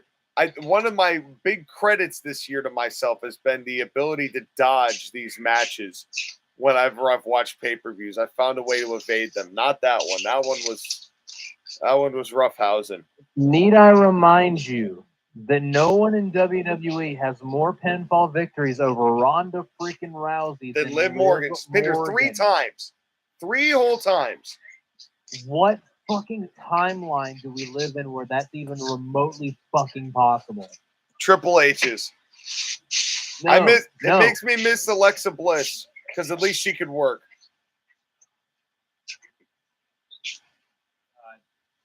But in any case, so for worst match of the year, I do believe though at the end of the day that Bray Wyatt and LA Knight is the winner of this one.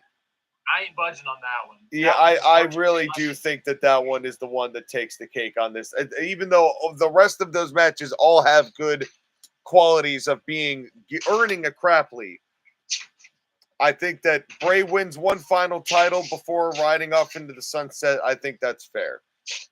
Yeah. And now LA Knight has won 2 tonight. Yay! She's got 1 of each. Which that might be the first time that's happened, where somebody's won a Grapply and a Grapply on the same night. I mean, again, it just shows how big his year has been and how much it's changed. From being in the worst match of the year to being one of the biggest stars. That's right. All right. We are now at the feud of the year. Let's get into positivity. Oh, that's a tough one. So, the feud of the year that I have is Rey and Dominic Mysterio. That's a good one. Its culmination, the way it was laid out, the payoff was exactly what it needed to be. And then they've been able to kind of branch off and do their own things. One of them successful, the other one Santos Escobar. But they've been able to stay apart, but they accomplished everything they needed to and have benefited in the long term from that feud in the way that some other people in other feuds that I would have nominated did not get the chance to. Joshua. Honestly, the one I'm going to nominate is I'm nominating because it had the highest highs of the year early on in the year, but it really petered off, especially at SummerSlam. I guess it's more a feud than more a storyline than a feud, but it still counts for me because there's multiple. The Bloodline for me, like the first half of 2023, the Bloodline was the best thing in wrestling. Like Sami Zayn, when Sami Zayn and Kevin were involved, although after WrestleMania it kind of petered. Although they did have that main event at Night of Champions in Saudi. There wasn't really that many like long-term feuds. No. I said this earlier. There was a lot of mid stuff and a lot of quick stuff. There wasn't really like long-term stuff other than the Bloodline thing, which I hate that I'm nominating it because it did have the highest highs, but it's really petered off. Especially Well, here's the thing. I would take that nomination and cut it off specifically with Sami Zayn versus the Bloodline. Yeah. Because if you look besides Cody, because Cody was a different thing, the most compelling part of the Bloodline for a year and a half, basically, was everything involving Sami Zayn. From him becoming a flunky to becoming a full-time member, to him working with the Bloodline, him betraying the Bloodline, him working with Kevin Owens, and the high of the Tag Team Championship match on the first night of WrestleMania, along with the final kind of like send-off for Sami and Kevin, beating Roman Reigns and Solo Sikoa Night of Champions. But everything was because of Sami Zayn. Like, that match at Elimination Chamber in Montreal is still like one of the most amazing matches I've seen. The moment where he hit Roman Reigns with the chair at Royal Rumble gave us all goosebumps and was so loud in person that it broke the audio of the cameras. Yes, that was so insane.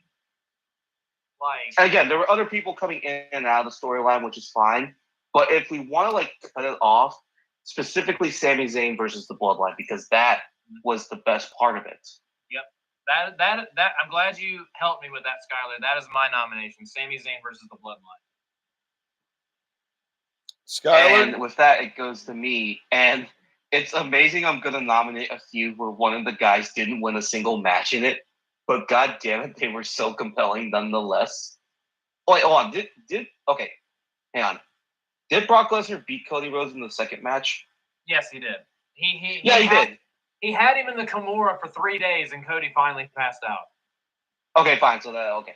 But anyways, the point is that the match between Cody Rhodes and Brock Lesnar, Cody needed something to do after Roman Reigns, and Brock Lesnar was perfect for that. And the payoff with Brock Lesnar shaking Cody's hand was great at SummerSlam. If only Kevin Dunn turned off the music. Yeah. Yeah. But like they gave us a proper 3-match feud over 4 or 5 months, which WWE almost never does, or at least is starting to do again. Yeah, and it feels nice to know that they are starting to provide for some of these things again. You know, and I think that the fact that we have 3 separate but also valid WWE storylines that we could say were quality feuds of the year, that's something to be celebrated. Yeah. You know, I'm actually think that I'm inclined to kind of push it more in the Bloodlines direction, even though it jumped the shark at SummerSlam. It's not necessarily like, I mean, a 6-month feud run is pretty good, let alone a year and a half, let alone 3 years or however long this thing has been going on for now. Honestly, I'll argue that they jumped the shark by not having Roman lose to Cody. That was my jumping. Yes, I think that we've all unanimously agreed on that was the shot, and they whiffed the shot. But that doesn't mean they haven't succeeded in other areas here. We've talked about how many dumb things AEW has done all year, and we could honestly be here for another year talking about all the things. And so we should speed it up. Yeah, I will say them not putting the belt on Cody might be the dumbest thing WWE did all year. Yeah, and hopefully they will rectify their mistake. But again, if we're going to go, I mean, we have to hope. But if we're going to specifically mention the best part of the feud, it needs to be the Sami Zayn. Again, I was sitting there watching Sami Zayn and the contemplative look he had on his face as Roman Reigns is yelling at him before he was part of the Bloodline. He was doing jackass shit. And he was. Last year, Sami Zayn at WrestleMania 38 was dead to Shawn. Yeah. And then he became the most compelling wrestler. It was almost like a, Shawn, I'm never going to watch you again. I don't care what you do. And Sami Zayn took that personally. Yeah. Good. It wasn't so much a he's dead to me. It's a I want to kill him. Then he will be dead to everyone. Yeah, I was pretty pissed that night. So again, the whole thing of that, like, had Sami Zayn, was he a nominee for Wrestler of the Year last year? I think he had gotten a nod, but I don't think that he actually won it. But right. And again, like, if Sami Zayn had succeeded higher than what he got, he could have been a Wrestler of the Year. But again, That's how stacked male wrestler of the year was in WWE. Yeah. Is he injured right now? He's currently away with family stuff, and that's perfectly understandable. Okay. I think, but overall, like that night when the crowd popped for him hitting Roman with a chair, Yeah. the moments That in was pretty Montreal where the crowd were chanting his name, the fact that a tag team title match was the main event of a night of WrestleMania. Yeah, we'll get to that. So Again, I think you have to give it to Sami Zayn for single-handedly turning around the Bloodline storyline and giving it life when it didn't need it. yeah, well, definitely. All right, well, As much as I like the other feuds that are involved, I'm voting for Sami Zayn versus the yeah, Bloodline. I'm gonna agree with that as well. Which means we're back to Grapplys. Oh no. And we are gonna go to the worst women. And the worst female Saraya. wrestler of the year.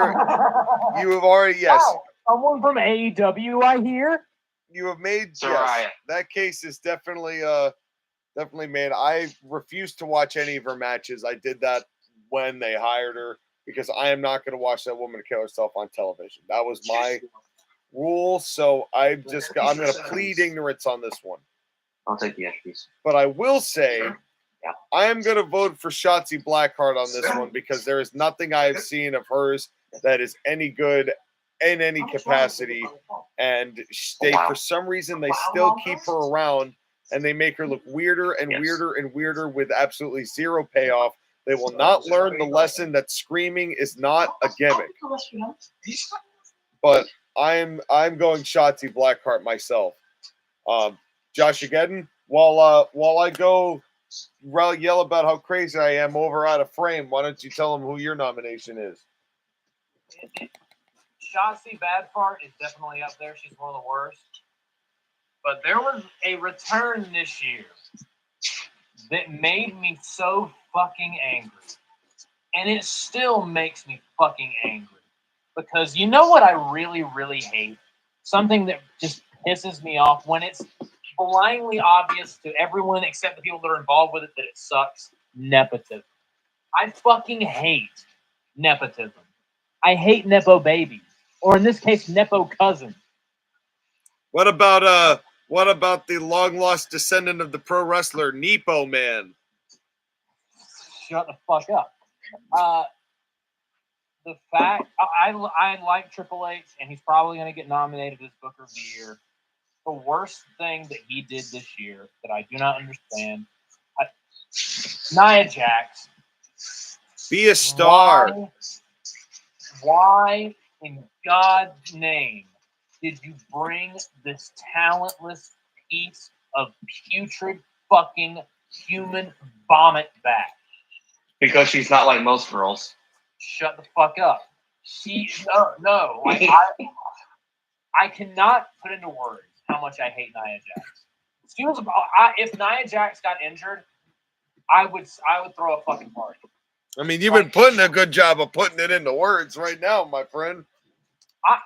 I did not like that Charlotte got injured, although I'm not going to miss her. Because, like, I don't like Charlotte, but I don't hate her so much that I want her to be injured. It's just fortunate that I don't have to see much of her, especially, like, Romania. I would love it if Nia Jax blew out both of her fucking knees. Well, and she nearly killed Rhea or whoever it was recently. On her first night back. Yep. Yeah, that does make me want to lean towards Nia, but she wasn't been around consistently enough for that. Do you remember last year at the Grapply, the 2022 Grapplys, when our point against Nia was when she was fired, the division rejoiced. Yeah. She returned and the division cried. Yeah. Unacceptable. But she's not like most girls. Shut the fuck up. Well, it's a tough choice between Shotzi, Saraya, and Nia Jax. Who gets the nod? It's not. It's not. Listen, as much as I hate Saraya, it's more about who is allowing her to wrestle rather than her wrestling itself, although it's not good. Yeah. But again, I don't watch AEW, so I don't have to watch her matches. Nia Jax is just a step back. Nia Jax for is a women. safety issue. Yes. This, When we watch Mariah or don't watch, when we know that she's existing, we're worried about her. yeah. When Nia Jax is existing, we're worried about who's around her. Fuck her. We're worried about the people around her. And that, in my opinion, is worse. Yeah, oh, definitely. Well, we have now reached the best talker of the year. Okay, so Nia Jax wins the Grapply. I approve of that. Well, let me talk to you. Let me talk to you. That's my pick. Good pick. Because he makes whatever WWE gives him, makes it into his own, and he's gotten away with saying a lot of really risque shit because he's just so good at delivering it that they don't even mind. So I mean, the freedom that they've given LA Knight to just be LA Knight, what a gift of gab this guy has. Although I will also give a nod. Well, also you probably one of you will nominate him, but if he doesn't, I'll give him a nod as well. But yeah, LA Knight in my book, he's making whatever they give him and turning it into beautiful chicken salad with a little bit of something on top, maybe whipped cream. Yeah. Should LA Knight win this award? Yeah. I'm feeling Nana. Okay. All right. Because again, tell me when CM Punk is telling lies. Yeah. Okay. He was my nod. Yeah. Tell me when CM Punk is telling lies. He's really damn good at it. I'm just happy that I got LA Knight not in there. Yeah, me too. That was good. That was good. I like that. I just need to lead you on for a little bit. But yeah, CM Punk is a great promo. Yeah. What a shocker. JoshAgeddon? You hate AEW every chance you get, and you put over CM Punk as much as you get. I bet you listen to Jim Cornette. Yeah, I do listen to Jim Cornette. Mark, you WWE Mark. Yeah. But my pick is neither LA Knight nor CM Punk. My pick is someone who I find myself rewinding certain lines in his delivery, like his cadence. I love listening to this dude talk. He's said some dumb shit in the past, but he has made me interested in things that like I didn't find interesting at first. And I was really enthralled by a lot of the stuff that he did earlier in the year, especially going into WrestleMania. Cody Rhodes is my pick for promo of the year. I love listening to this dude talk. It's a good pick. It's honestly and I a very feel good like pick. in AEW, he had his moments, but he also went a little overboard. True. To the point where he was the most hated man in the company. Yeah, he's definitely got a cap to that meter now. But WWE is the perfect fit for what he is now. They know exactly when to rein him in. They know exactly when to let him go all out. And when he is within those constraints, I love listening to Cody Rhodes talk. He can sell me a phone book. Well, let me talk to you real quickly. Because there's nobody hotter than LA Knight. Yeah. Yeah, it's a very interesting situation here because all three of them have used their promo abilities to maintain or gain relevancy very strongly this year. CM Punk, but here's the thing though, Sean. Like, this is all great, but like CM Punk is not putting around for the entire year. So I don't think I can give it to him despite me nominating him. And as much as I love listening to Cody, he still does the Cody things, which are a little annoying. To me, it's LA Knight with the freshness of it. And also the ability to change it up with anybody. You don't like words with a lot of syllables? Well, see, here's the thing. I would almost concede to Cody Rhodes.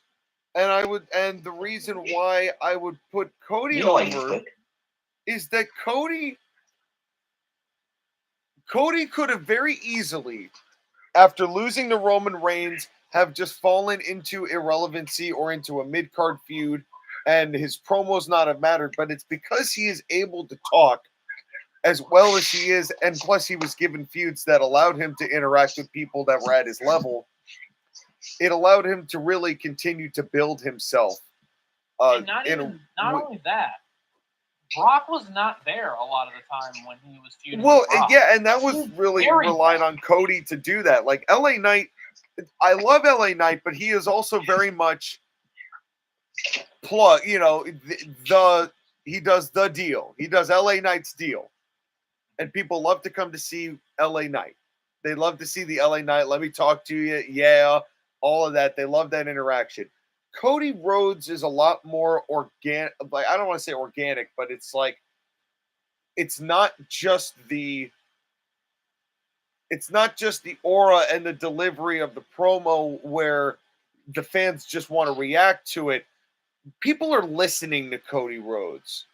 Man's a storyteller. Like, yeah, they're listening to Cody Rhodes, and they're really he's really keeping them involved in what his personal goals are and what he's trying to accomplish. And at the same time, being able to use that in a meaningful way towards a long-term end, given the feuds that he's been with. And where LA Knight, you can kind of plug in that LA Knight thing into any situation. It's a tough call. I would almost give it to all three of these guys. If we're going to do a three-way tie, because then, you know, you look at CM Punk and people hang on to every goddamn word. Even when his promo was generic, people held on to every goddamn word. I was about to say, even when they gave him 7 minutes at the end of Raw. Yeah, I mean, and then of course he got the top of the 9 o'clock hour, and the first thing he said was, "Well, they gave me the top of the 9 o'clock hour." You know, he just knows how to hit that demographic, and with all of the drama that's gone on this year, what has really tuned people in, literally, you can see it in the numbers, in the amount of numbers that there were. People tuned in to hear CM Punk talk. You could tell statistically that this has occurred. So CM Punk, you got to give him by the numbers, is drawing people into the building. And I don't know, guys. This feels like all three of these guys deserve it. Well, I do love threesomes, so let's give them a threesome. And we'll agree this is the only three-way tie we will do in this whole evening process. We'll actually whittle it down. But all three of these guys deserve it for being the hottest commodities all now in WWE, because Tony Khan already won the Grapply this year. Here. Does that mean that they have to wear the belt at the same time? Yeah. Yeah, well, you know what? They can each take one of the logos with them, the CMP stickers, because they are detachable. Get your free CMP stickers if you subscribe today. Product not sold separately. 1, 2, 3, 4, rated. 5, 6, 7, 8. All right. Now, this show, results may vary. This show has not been approved by the Food and Drug Administration. But this show is the best show. It is the Grapply for the show of the year. I kind of get the feeling we're all going to have the same answer on this one. Mm-hmm. There really is one answer for me, because I did not watch AEW and I knew that none of those shows were going to be in the running anyway. You are correct. As someone who watched their shows, you are correct. I have not felt like a child watching wrestling in as far as the captivation level from start to finish in a very long time.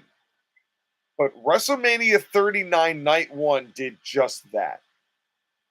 It was a terrific show top to bottom. Even the bad matches were okay matches.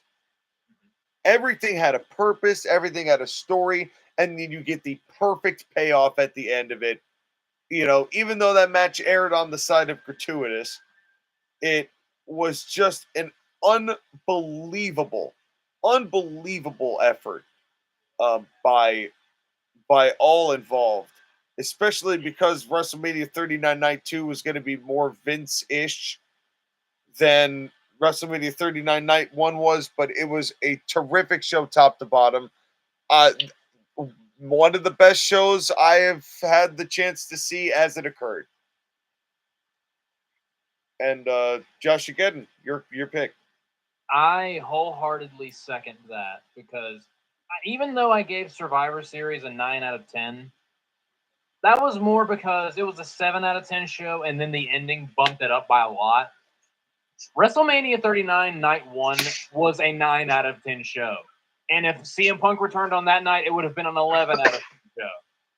But there were like multiple match of the year candidates on that show. Yeah. And that's how you know. It wasn't just one, there was like 4. Yeah. And that doesn't happen very often. No. And again, even the stuff on that show that wasn't that great was still good, and nothing on it was awful. And it was just top to bottom the best wrestling show of the year. And nothing AEW did, has ever done, or ever will do will ever come close to that. Nowhere near it. No. Skylar? There's nothing that needs to be talked about. It's WrestleMania Night 1. When you have 4 match of the years on that show, you can't compare it to any other. So, and that was the first time that we saw the stage for that. That's the best WrestleMania stage and setup. Oh, they've yeah. had in a long ass time. Oh, yeah. Oh, no. All right. Well, as Jim Cornette would say, from the penthouse to the outhouse, it's time for the worst show of the year. And we'll start with you, Sky. We know it's an AEW show. Gee, how'd you guess? I have to go with, because your name is Skylar Greenberg. I have to go with the show that I attended in person. Revolution. That you paid an absurd amount of money for a block of cheese with some pepperoni glued to the top of it. Those were miniature suction cups, JoshAgeddon. Don't lie to the people. Even though there were worse shows in AEW, the fact that I was there with their fans at a time when the company was hot, quote unquote. Well, no, the damage had already been done because the first fight had already happened. The damage had already been done. The ship had already hit the iceberg that had pre-assembled in the course that it was running. And the high point was like 6 months before that fight. But yeah, I could see that. There's been nothing about 2023 that has been in the upward trajectory, except maybe Tony Khan's boner at the reflection in the mirror. But in any case, we finally, the next piece of this that we are. Oh, hold on. I haven't had my vote for worst show. Yes, well, yeah, I was going to give you mine, but go for it. Oh, you were going to give yours? Oh. Yeah, you go first. Well, this one, no, it's okay. I'll just air it on the app. That's okay. Don't worry about it. When on the CW app? When your first show is your last show, that's when you know there's nothing. I mean, that is going to be a Heroes of Wrestling. I will bet you that NWA Solstein, son of a bitchness, whatever it's called, and the NWA Sam Heil goes down in history. It will be a Dark Side of the Ring episode. We will hear just what happened at this event and how the NWA fell from grace so badly to this point. That they fell from grace so quickly. Yeah. They got a TV deal, and days later, they fucked themselves in the ass. Literally. How do you do that? How do you do that? At least Tony Khan has been gradually fucking up. Consistently, but gradually. This was just an all at once, kind of like cocaine itself. It's like it was a very, very rapid high and a very, very, very rapid fall. Not that I would know. Shit that was the funniest shit that happened all year. I would say that takes the cake as the worst show of the year. I don't even know what the card was. Neither do I. Neither does anyone. Josh, again. Just so you know, it was a 15-match card. Oh! Yeah. And that 4 matches were on the pre-show. Yeah, I'm good. Somebody saved Camille. Somebody saved Camille. Well, she has to go to WWE at some point. I hope so. Well, I didn't watch that show. I don't even know what the name of that show fucking was. Sam Hine. Sam Hyman. I didn't see Sam and Hyman Yaima. Not gonna lie. What a strange name for a pay-per-view. But I did see Revolution. That is not my pick for worst pay-per-view of the year. I also saw Double or Nothing this year. And it wasn't awful. There were some good things, like the fatal four-way match between the pillars of AEW, MJF, Jackass Perry. Oh, that was this year, wasn't it? And Darby Allin. That was the one really, really good thing on that show. Everything else Oh, man. Everything on the show was either missable or awful, because it had that awful Adam Cole, Chris Jericho unsanctioned match. It had Toni Storm and Jamie Hayter in the worst women's match of the year by far, where Jamie Hayter missed her Rainmaker, and Toni Storm gently nudged her, and Jamie went flying into the exposed turnbuckle piledriver 1, 2, 3. And it ended with the Blackpool Combat Club versus people. That was the exploding super kick match, I believe, which I skipped. After the Fatal 4-Way, I was done. I was like, that's the main event. The next match is fucking stupid, and they have one every pay-per-view. I'm not watching it. I did miss the exploding super kick. So that's my pick for worst show of the year. But the anguish I could hear from Skylar kind of nudges me in AEW Revolution's direction. I would nudge in Sean's direction, but I didn't even see that show, the NWA Shakam and Yakam show. So I'm giving the nod to AEW Revolution, although I will say a Double or Nothing was bad as well. They had worse shows, and if I attended those shows, I probably would nominate them too. Yeah. But it's just something sitting there with the fans, listening to them chant for a product that they don't really like, but want to like, but don't really like. Well, plus that Adam Page Moxley match was god awful.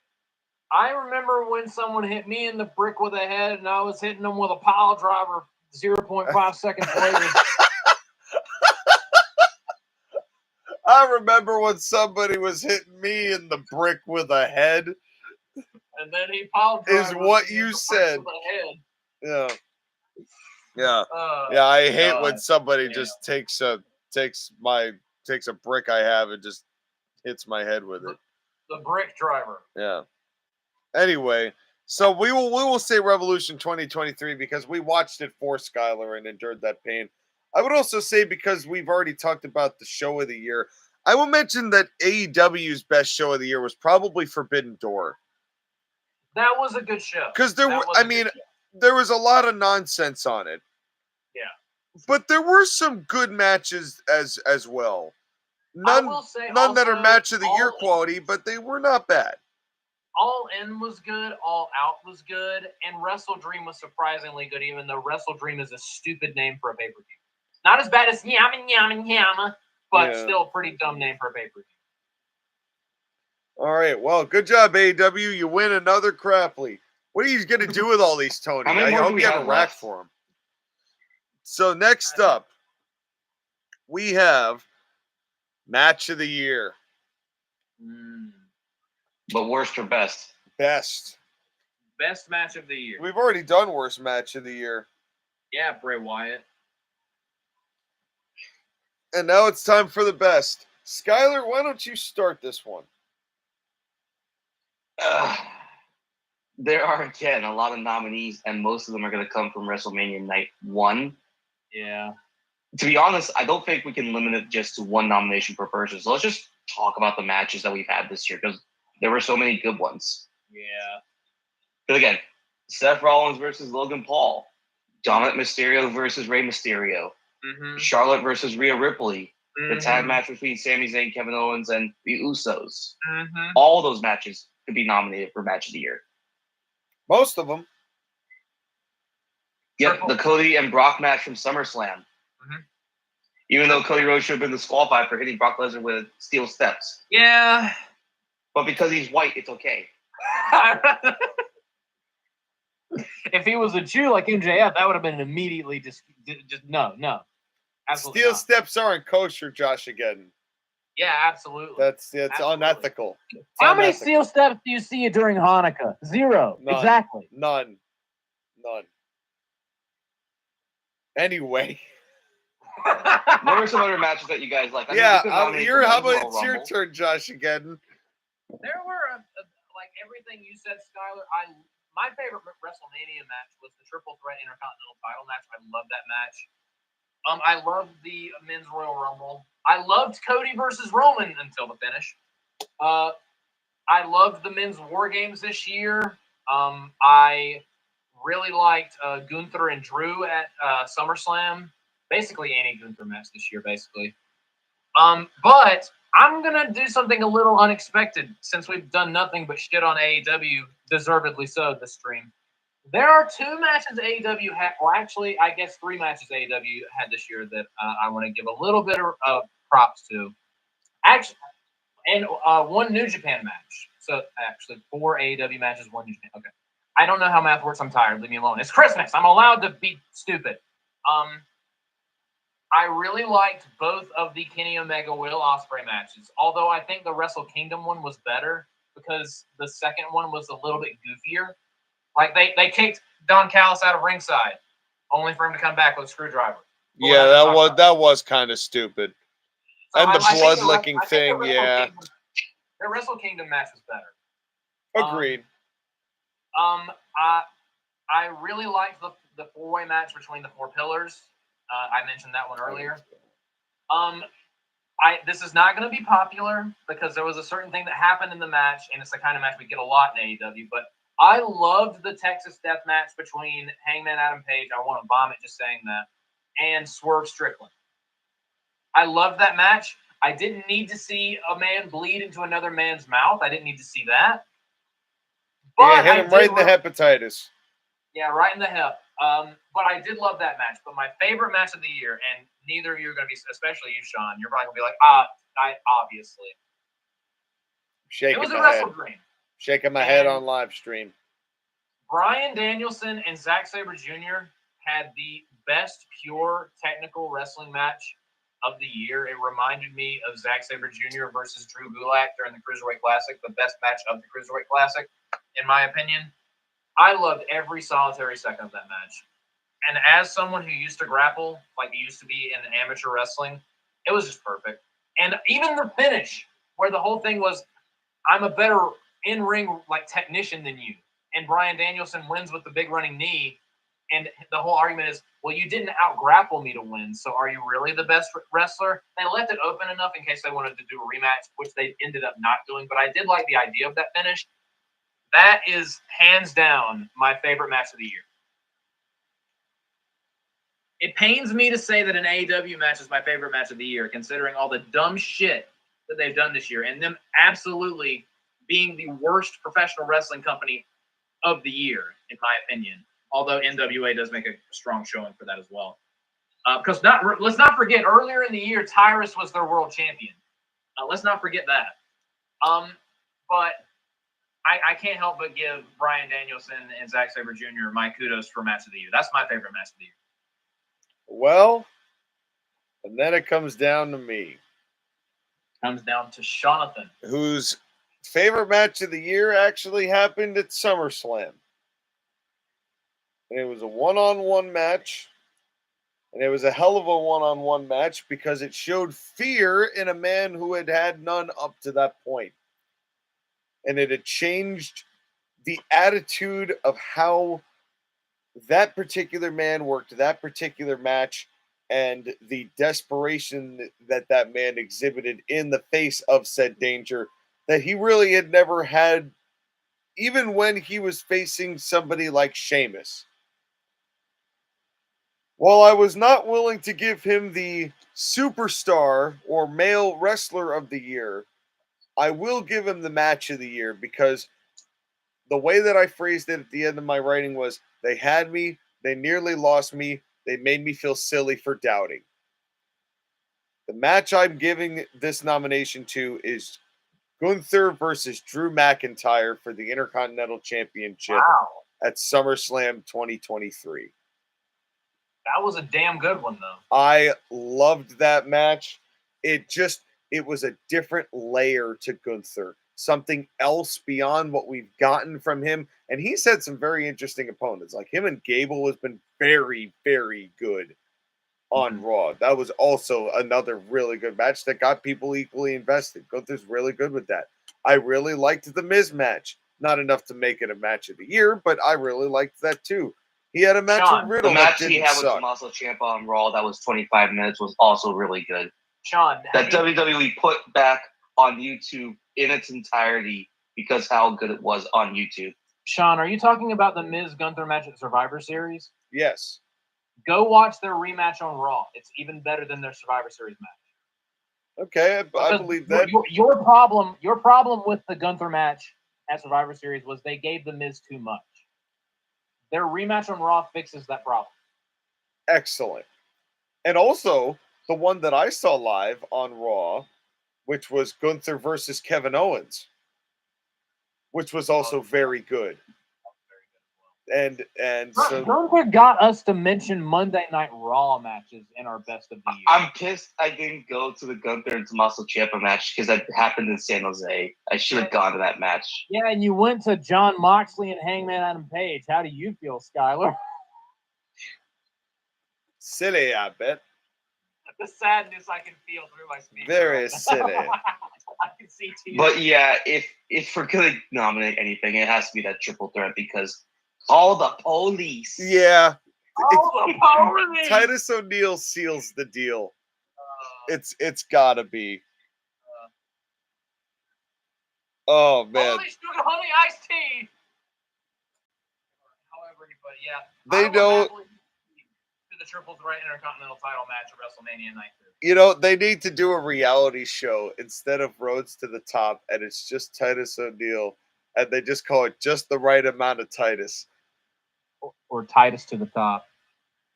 And Titus top. Roads to the Titus. Top. Bottom. I don't think Roads this went the way underneath you the wanted ring. it to go. We're All right. losing steam really fast. So we've got the triple You can threat. tell that we're doing this for 3 hours. Yes. Well, Yeah.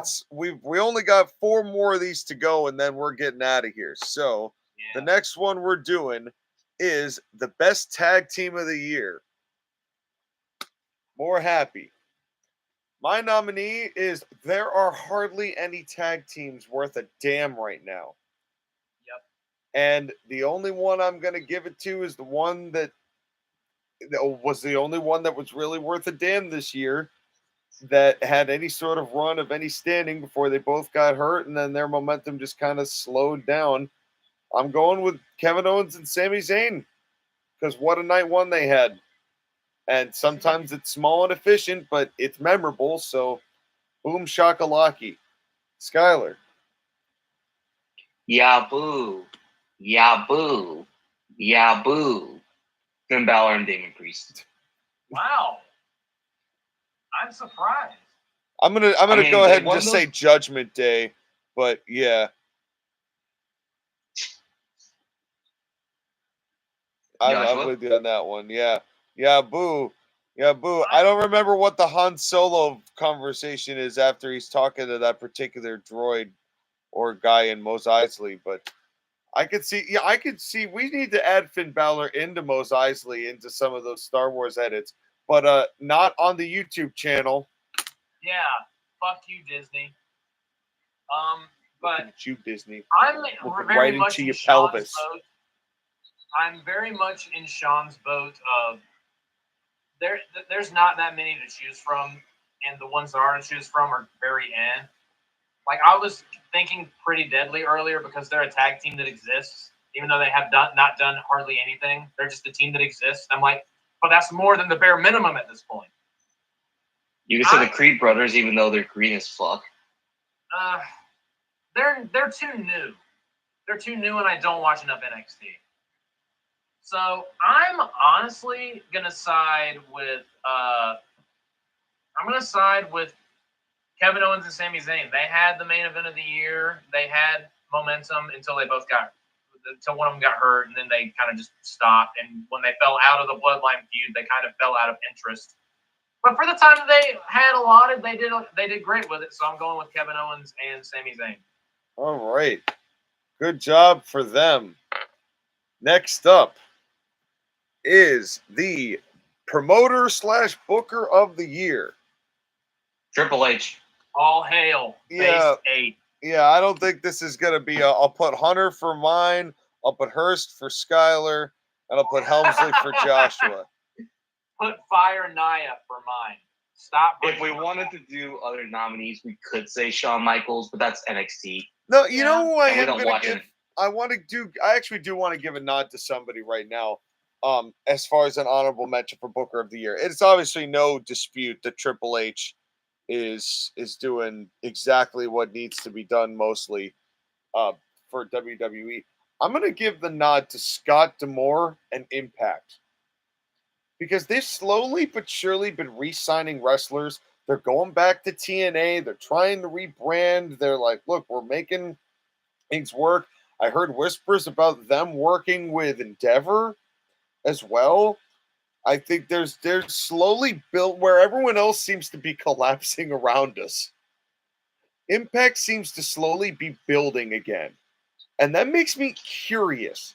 And I am intrigued to see what happens with Impact in the future. And I think Scott D'Amore's got a lot of passion for Impact. And I think they could make a difference if they really focused on what made them good and what could make them even better in the future.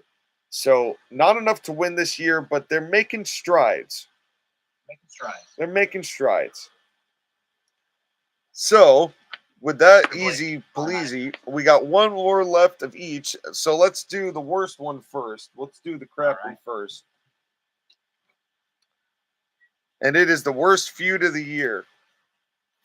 JoshAgeddon, I'm going to let you start. Oh Lord!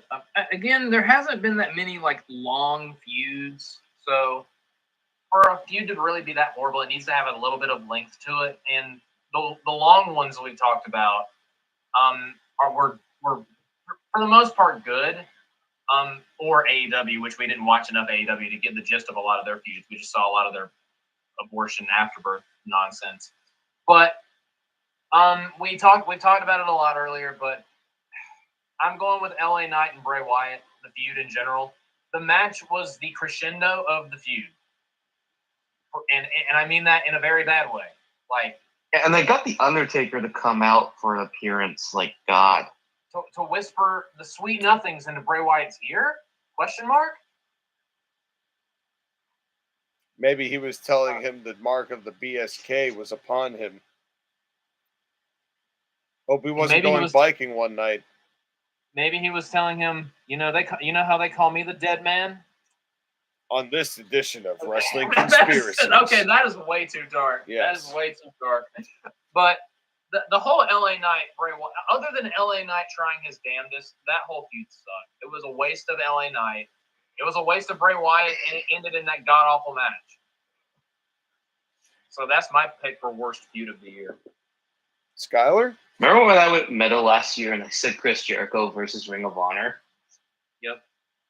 Could I go meta again and say CM Punk versus AEW? CM Punk versus the Elite. Yeah, well, CM Punk versus the Elite and Friends. Because it's not even the Elite. It always seems to be like the proxy guys of the Elite that end up causing the most trouble. Like Magneto says in X-Men 3, The Last Stand, this is why the pawns go first. Well, my worst feud, I also thought outside the box for this. The nomination I have chosen for this is one that has just personally irritated me, and it's gotten gradually worse and worse, and worse and worse and worse and worse. And it's not necessarily his fault, but it's not necessarily not his fault. Seth Rollins versus Fashion. Because it's every time he comes out, what is the first thing we all say? What the fuck is he wearing? Every single time. the amount of times the man has come out literally dressed like a vagina. No, It's literally. I'm ridiculous. like, why are we doing this, Seth? It's like, yes, we get it. You have a baby. It was a running joke. Me and Skylar were like, he needs to come out with a shirt that says, "What the fuck is Seth wearing?" Yeah, seriously. What are you wearing? Could be a better. It could be better than the song. Honestly, if they market it. What are you wearing? So. But I'm going to concede mine because mine was, as awful as it was just January, honestly. I'm going to concede towards Skylar. Yeah, I will too. That broke a company. Yeah. That broke a company. Yeah. And made another one. Yeah. That's right. Yeah. Okay, and so that means our last category is... All right, final one. The final category is the Grapply for the best moment of the year. So instead of our WTF moment, it's our WTF of a positive nature. Our favorite moment of 2023. It's a good one to end on. And why don't we start with Joshua on this one? Even though I mentioned earlier that I considered naming him my worst wrestler of the year because of just the childishness that he approached the situation with, even though he's not really my favorite wrestler anymore, although if he does really well and redeems himself enough in WWE, which he might, given the opportunity, nothing made my jaw hit the floor more than seeing CM Punk walking around in a WWE ring. Even though I had it a teeny bit spoiled like a couple minutes before it happened because I watched Survivor Series late, if I would have watched Survivor Series live, I would have had a dislocated jaw when that happened. Oh, yeah. The second that his intro sound effect, the glitch sound happened, I would have been like, are you fucking kidding me? Yeah, as the crowd very much did lose their shit. It's either that or Sami Zayn hitting Roman Reigns in the back with a chair. But that was the Sami Zayn was storyline greatness. That it was. The CM Punk thing was a game-changing moment for the company and for wrestling as a whole. So yeah, I think that's a good call. CM Punk coming back it takes the cake for me. That's definitely a good moment. I will do mine and then we'll end with Skylar's. For me, as much as I love the fact that they pulled a classic Triple H move on that, where they did the end deco graphic in the right-hand corner of the 2023, and then they did Punk's music, so it made you think that the show was ending and then pulled you back in. I was like, I recognize that. That's a Triple H-ism. And that's a good Triple H-ism. I like those Triple H-isms. And so, as much as I loved that, the thing that gave me the most joy this year was having one of the hottest feuds of WWE's modern lifetime actually have the proper payoff. And for me, my favorite moment this year was Kevin and Sami actually winning the tag titles against the Usos in the main event. The fact that there was a tag team championship main event of WrestleMania alone was enough to make me smile. The fact that it was the payoff it should have been made it that much better. That was the kind of storytelling joy that made me become a fan. So that's my pick for that. Is the main event of WrestleMania 39 Night 1. Skylore?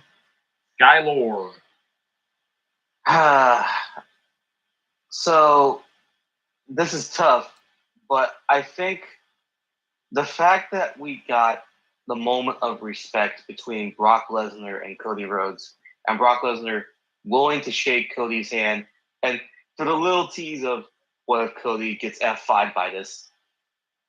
But I think overall, you have to give it to Brock for willing to put over Cody in such a way, in such a human way, when he's always been a monster.